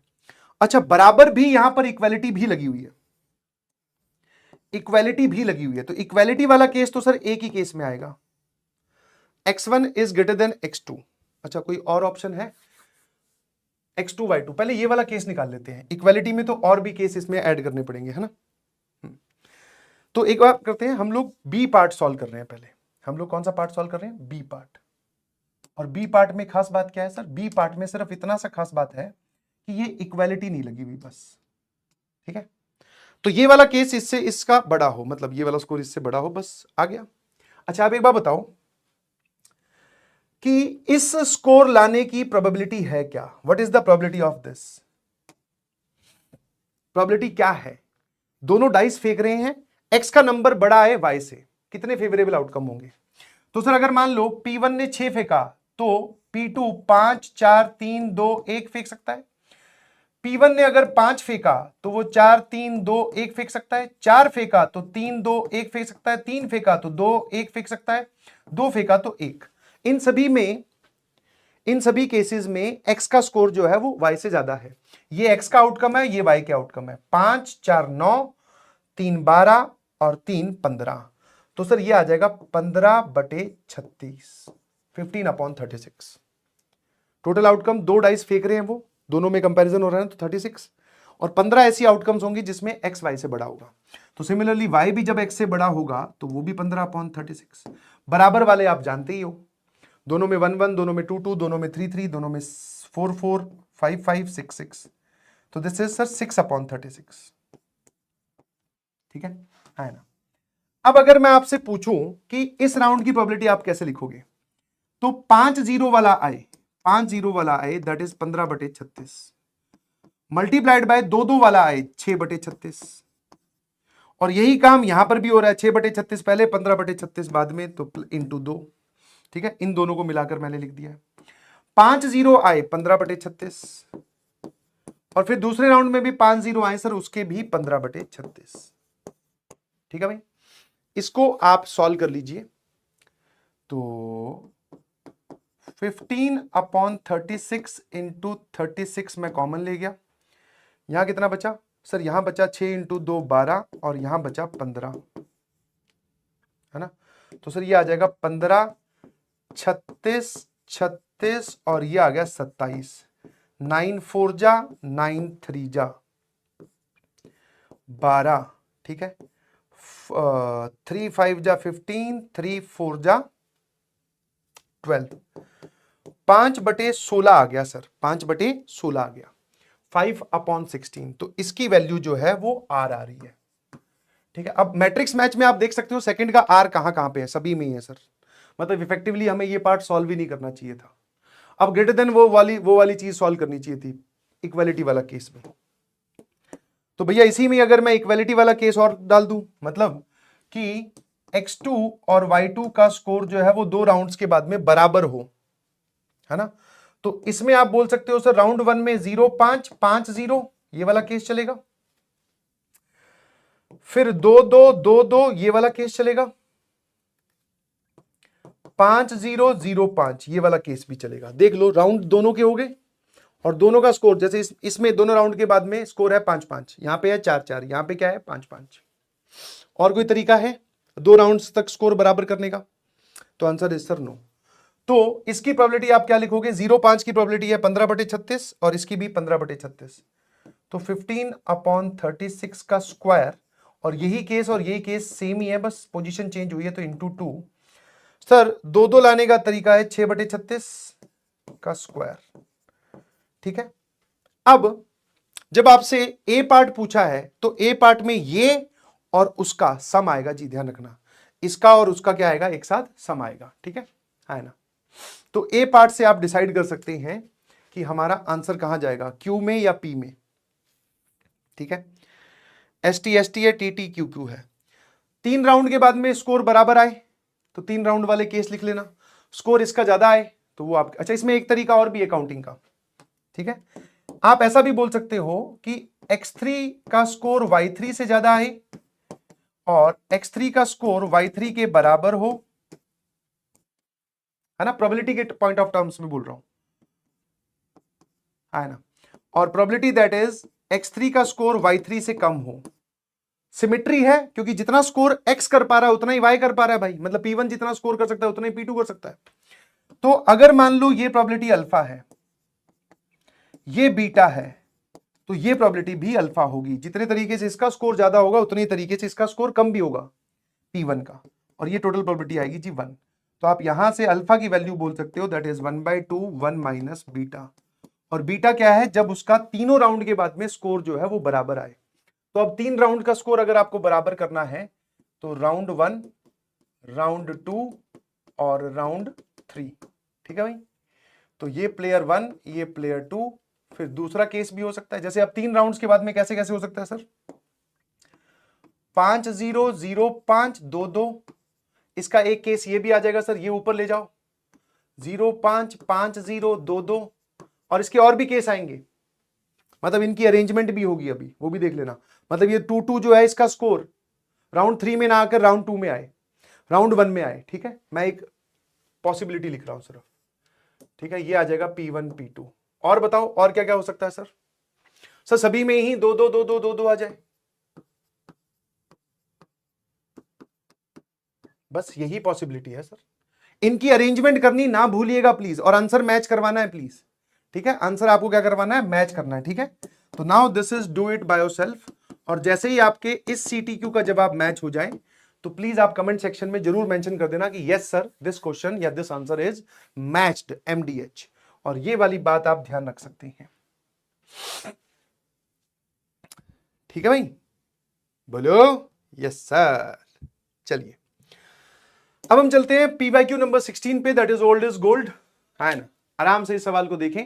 ओल्ड इज गोल्ड मतलब जब पुराने टाइम पे IIT सब्जेक्टिव हुआ करती थी तब का सवाल है।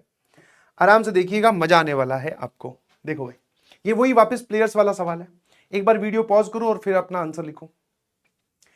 16 प्लेयर है, S1 S2 S3 कहां तक, 16 तक। Plays in a tournament, they are divided into 8 groups या 8 pairs at random.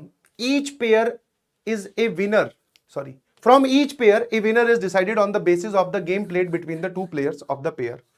Assume that the players are of equal strength, सारे के सारे बराबर स्ट्रेंथ के हैं। मतलब सर पिछला बार जो हमने सवाल सॉल्व किया था जब हम मैचेस करवा रहे थे तो जिसका लोअर सफिक्स छोटा था वो जीत रहा था, ये सवाल में दे रखा था। यहां पर 16 प्लेयर हैं। पहले राउंड में आपने 8 प्लेयर्स को 8 पेयर बनाए, हर पेयर में 2 लोग, तो 8 × 2 16 हो गए। एक पेयर में से कोई एक प्लेयर जीतेगा, एक पेयर में से कोई एक प्लेयर जीतेगा। तो अगर कोई एक प्लेयर जीतेगा भाई तो सर हम संभाल लेंगे। फिर मैं कहा ठीक है भाई, समझे कि नहीं समझे, कोई एक प्लेयर अगर जीतेगा तो हम संभाल लेंगे, और प्लेयर की जीतने की प्रोबेबिलिटी सबकी बराबर है क्योंकि सभी इक्वल स्ट्रेंथ के हैं। Find the probability that S1 is among the winners. मैंने कहा इस सवाल के बिल्कुल एंड पॉइंट पे आके सोचो, एक झटके में ही जवाब आ जाएगा, है ना। मैंने टोटल विनर्स कितने होने चाहिए थे, टोटल विनर्स होंगे सर 8, है ना, क्योंकि 16 है, 8 पेयर बने, हर पेयर में से एक। तो मैंने कहा इसका टोटल विनर सेलेक्ट करने के तरीके कितने, because now we have to select, सबकी प्रोबेबिलिटी तो मतलब सॉरी सबकी स्ट्रेंथ तो बराबर ही है। टोटल 16 प्लेयर हैं सर, 16 में से कोई भी 8 सेलेक्ट करने थे। रिक्वायर्ड केसेस क्या है, रिक्वायर्ड केसेस है सर S1 विनर हो। ठीक है, तो हमें टोटल चाहिए थे 8, जिसमें से S1 1 हो गया, बचे कितने, 7 विनर और चाहिए।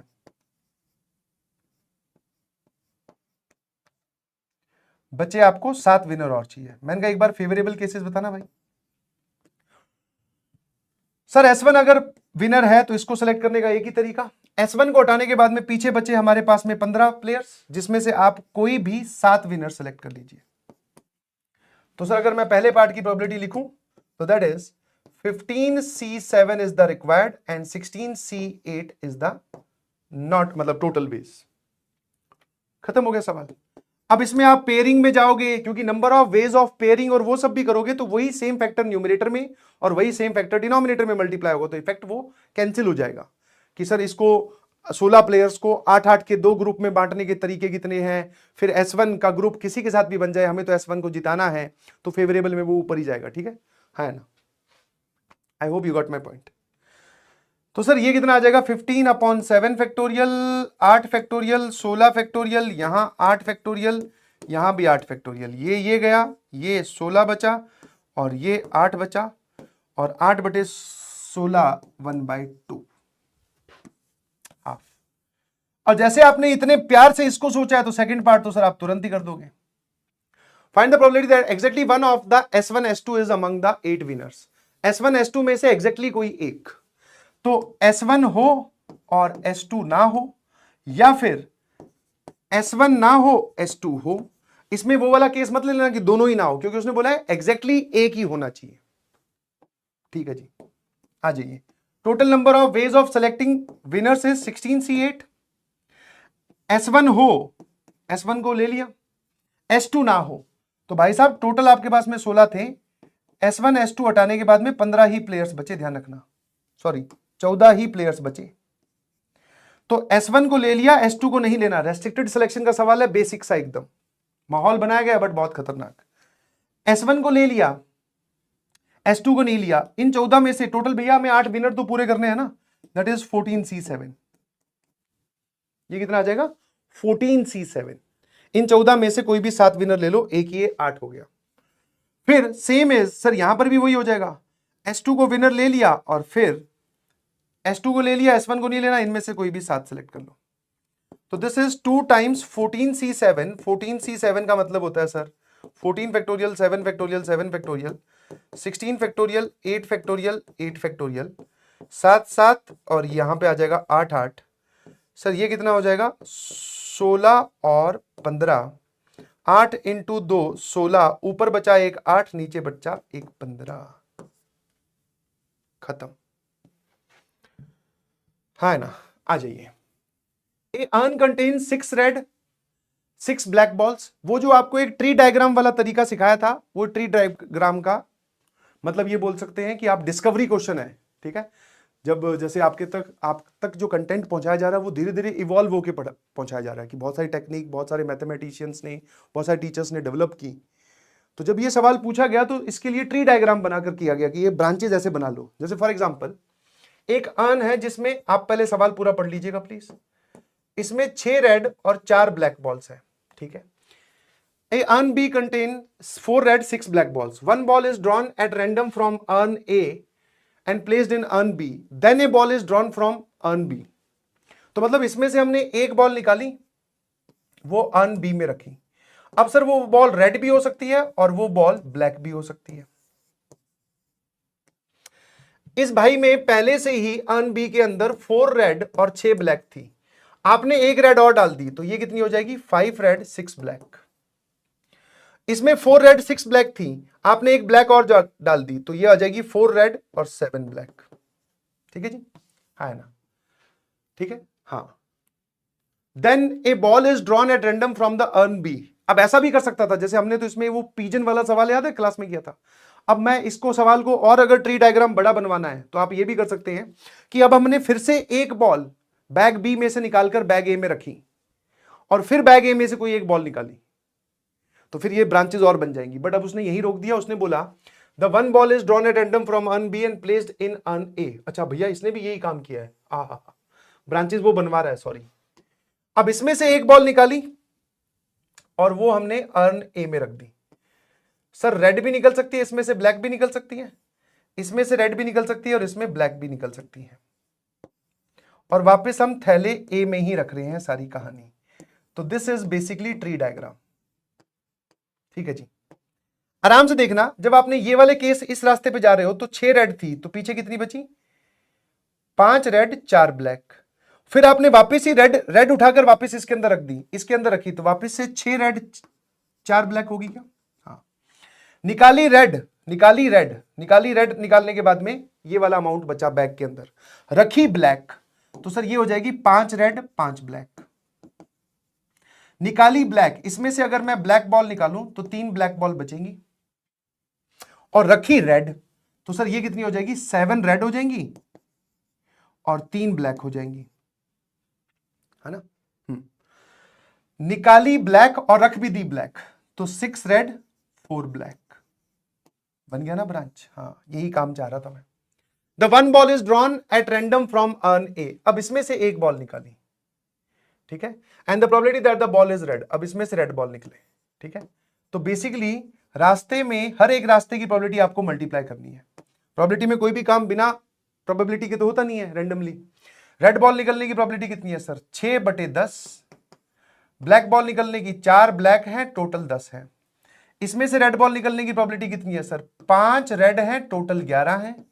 ब्लैक बॉल निकलने की प्रोबेबिलिटी 6/11। इसमें से रेड बॉल निकलने की प्रोबेबिलिटी सर 4/11, और इसमें से ब्लैक बॉल निकलने की प्रोबेबिलिटी 7/11। इसमें से रेड बॉल निकलने की प्रोबेबिलिटी दैट इज 6/10। इसमें से रेड बॉल निकलने की प्रोबेबिलिटी 5/10। इसमें से रेड बॉल निकलने की प्रोबेबिलिटी 7/10, और इसमें से 6/10। अब जो आप अपना FNF लिखेंगे, फुल एंड फाइनल, वो क्या लिखेंगे पता है? जैसे एक रास्ते की पूरी प्रोबेबिलिटी मल्टीप्लाई कर दो, ये, हाँ, 6/10 5/11 इंटू 6/10, फिर दूसरे रास्ते की पूरी प्रोबेबिलिटी मल्टीप्लाई कर दो ब्रांच की, 6/10 इंटू 6/11 इंटू 5/10, प्लस तीसरे रास्ते की 4/10 4/11 7/10, 4/10 4/11 7/10, प्लस 4/10 7/11 4/10 7/11 इंटू 6/10। इसको कंप्लीट को सॉल्व करके देखिएगा, यही आंसर आएगा 32/55। अगला, ये भी एक पुराना सवाल है जो बाद में इसको PNC में पूछे जाने लगा, बट ये प्रोबेबिलिटी का सवाल है एक्चुअल में। ओल्ड इज गोल्ड, बहुत पुराना सवाल है 1987 का। A man takes a step forward with the probability 0.4, forward step ले रहा है 0.4 प्रोबेबिलिटी के साथ, एंड बैकवर्ड स्टेप ले रहा है, पीछे की ओर जा रहा है 0.6 प्रोबेबिलिटी के साथ। Find the probability that at an end of 11th step he is 1 step away from the starting point. ठीक है, मतलब वो किसी स्टार्टिंग पॉइंट पे खड़ा है, this is our starting point. अब उसने यहां से टोटल 11 स्टेप्स लिए, और होना ये चाहिए कि वो यहां पर एंड करे, इससे एक स्टेप दूर या तो यहां या यहां पर एंड करे। ठीक है, and this question is very logical, बहुत आसान, सोचो तो सीधा सीधा समझ में आएगा। तो अगर सर आपको 11 स्टेप, सुनो अब ध्यान से, अगर आपने फॉरवर्ड और बैकवर्ड इक्वल अमाउंट में लिए, मतलब 6 फॉरवर्ड 6 बैकवर्ड, तो 12 हो जाएंगे, या 5 फॉरवर्ड 5 बैकवर्ड, तो जहां पर आप शुरू करो वहीं पहुंचोगे। इस स्टेप पे पहुंचने के लिए आगे की तरफ आपको लेने पड़ेंगे 1 2 3 4 5 6 फॉरवर्ड और 5 बैकवर्ड स्टेप्स, और इस पॉइंट पे पहुंचने के लिए बैकवर्ड ज्यादा, क्योंकि एक का ही डिफरेंस है ना। तो फॉरवर्ड और बैकवर्ड मतलब स्टार्टिंग पॉइंट से जहां पर आपको रुकना है, आप इसको मतलब आप आगे के लिए ध्यान भी रख सकते हो, स्टार्टिंग पॉइंट से आपको कितनी दूर रुकना है, एक स्टेप दूर रुकना है। तो बैकवर्ड और फॉरवर्ड के नंबर ऑफ स्टेप्स में या नंबर ऑफ काउंट में एक का ही डिफरेंस होना चाहिए। 2 स्टेप दूर रखना होता तो इन दोनों के स्टेप्स में 2 का डिफरेंस होना चाहिए था। ठीक है, अब आगे रुकना है तो फॉरवर्ड ज्यादा, एक ज्यादा होगा, क्योंकि एक ही पॉइंट का डिफरेंस ले सकते हैं, एक ही स्टेप का डिफरेंस ले सकते हैं, तो ये एक ज्यादा ये एक कम होना चाहिए। तो ये आ जाएंगे हमारे पास में 6, ये 5। एक स्टेप पीछे रुकना है तो सर ये आ जाएंगे आपके पास में 6 और ये आ जाएंगे 5, है ना। ठीक है भाई, अब सर किस ऑर्डर में? मैंने कहा इनको किसी भी ऑर्डर में। ऐसे आप अगर नंबर ऑफ वेज की बात करो इसके, तो number of ways is equal to इनकी अरेंजमेंट। टोटल ये कितने लोग हैं सर? 11 लोग हैं, जिसमें से 6 एक जैसे, 5 एक जैसे, that is you can say this is 11C6 बोल दो या 11C5 बोल दो। आप किसी भी ऑर्डर में इनको अरेंज कर दो। जैसे मान लो आपने क्या किया, एक एग्जांपल बता रहा हूं, 3 फॉरवर्ड 2 बैकवर्ड, 1 फॉरवर्ड 3 बैकवर्ड, ठीक है, बैकवर्ड खत्म हो गए और फिर बचे हुए 2 फॉरवर्ड, ये इसकी एक अरेंजमेंट है ना। 3 4 और 2 6, 3 और 2 5। अब जरा देखना, गिनते जाते हैं, ये हमारा स्टार्टिंग पॉइंट, यहां से 3 फॉरवर्ड 1 2 3, फिर 2 बैकवर्ड 2, फिर 1 फॉरवर्ड यहां आ गए, फिर 3 बैकवर्ड 1 2 3 यहां पहुंच गए, फिर 2 फॉरवर्ड, तो 1 और 2, देखो आप यहां रुके। तो इनको कैसे भी अरेंज कर लो, ये भी एक अरेंजमेंट है, पहले 6 फॉरवर्ड लो फिर 5 बैकवर्ड लेना, आप एक दूरी रुकोगे, ठीक है, हाँ है ना। तो चलिए, अब अगर मैं FNF की बात करूं, ध्यान से देखना, ऐसी कितनी स्ट्रिंग्स आ सकती है, इनकी अरेंजमेंट, दैट इज 11C5 या 11C6, हर एक स्ट्रिंग की प्रोबेबिलिटी। तो सर बैकवर्ड स्टेप लेने की प्रोबेबिलिटी है 0.6 में आपने कितने बैकवर्ड स्टेप लिए, यहां पर 6, तो पावर 6, और यहां पर फॉरवर्ड कितने लिए सर, जिसकी प्रोबेबिलिटी है 0.4, कितनी बार मल्टीप्लाई होगा, 5 बार, प्लस इसकी भी नंबर ऑफ अरेंजमेंट 11C5 ये रहा, या 11C6 बोल दो, एक ही बात है। फॉरवर्ड स्टेप्स आपने कितने लिए सर, जिसकी प्रोबेबिलिटी है 0.4, आपने 6 स्टेप्स लिए, और बैकवर्ड स्टेप्स आपने कितने लिए सर, जिसकी प्रोबेबिलिटी है 0.6, जो आपने 5 लिए। इस पूरे को सिंप्लीफाई कीजिए, यही आपका आंसर आएगा, दैट इज 462 इंटू 24 की पावर 5, 0.24 की पावर 5। चलिए जी, आज के लिए इतना बहुत है। अब मैं आपको जेईई एडवांस के PYQ सॉल्व करने के लिए दे रहा हूं, ठीक है ना। तो ये रहा जी PYQ नंबर आपके पास में, ठीक है, ये रहा जी आपके सामने, और ये वो PYQs हैं जो कि मेरी तरफ से मुझे लग रहा है कि ये मतलब कहीं ना कहीं या तो आपने क्लास में सॉल्व किए हैं, या फिर इतनी अंडरस्टैंडिंग और प्रोबेबिलिटी के बाद में आप ये खुद निपटा सकते हैं, ठीक है। जो बढ़िया थे, थोड़े ट्रिकी थे, वो मैंने क्लास में करवा दिए हैं, ठीक है। फिर भी इनमें से अगर आपको कुछ लगता है कि सर इसमें मुझे डाउट आ रहा है, तो मैं कमेंट पढ़ता ही हूं, तुम लोग नहीं करते वो अलग बात है। तो मुझे लगेगा कि जो मैक्सिमम बच्चे पूछ रहे हैं, वैसे पूछने वाले तो ये भी पूछेंगे, अगला भी पूछेंगे, सारा ही बता दो सर, बट टाइम रेस्ट्रिक्शन भी है हमारे पास में, आज प्रोबेबिलिटी का लास्ट लेक्चर है, तो जिसमें मैक्सिमम बच्चों को डाउट आ रहा होगा वो मैं क्लास में डिस्कस कर दूंगा, ठीक है। नंबर आप जरूर मेंशन कर दीजिएगा। 20 21 के 2 पार्ट है, फिर 22 ये भी पैराग्राफ है, इसके भी 2 पार्ट है, 23 भी पैराग्राफ है, इसके भी 2 पार्ट हैं, 24 वापस से बाइनोमियल प्रोबेबिलिटी डिस्ट्रीब्यूशन या प्रोबेबिलिटी डिस्ट्रीब्यूशन का सवाल है, फिर 25, देन वी हैव 26, ठीक है, हाँ ना। तो attempt all the PYQs, attempt all PYQs and CTQs, and PYQs कहां से सर, लगभग आपने 2014 तक के या 15 तक के तो आपने समझो कर ही लिए, है ना। तो आपके पास में बचे हैं, दैट इज 2010 से लेकर 2016 तक के आपको करने हैं, बाकी तो मैंने आपको सारे लिस्ट में दे ही दिए हैं, ठीक है जी। चलिए, बहुत बहुत धन्यवाद, थैंक यू सो मच। अगली क्लास में जब हम मिलेंगे तो हम लोग बात करेंगे कोऑर्डिनेट ज्योमेट्री के पहले चैप्टर की, स्ट्रेट लाइन एंड सर्कल, वैसे तो नाम एक साथ लिया जा रहा है, बट हम पहले में स्ट्रेट लाइंस की बात करने वाले हैं। बहुत बहुत धन्यवाद, बहुत जल्द मुलाकात होगी, बाय बाय।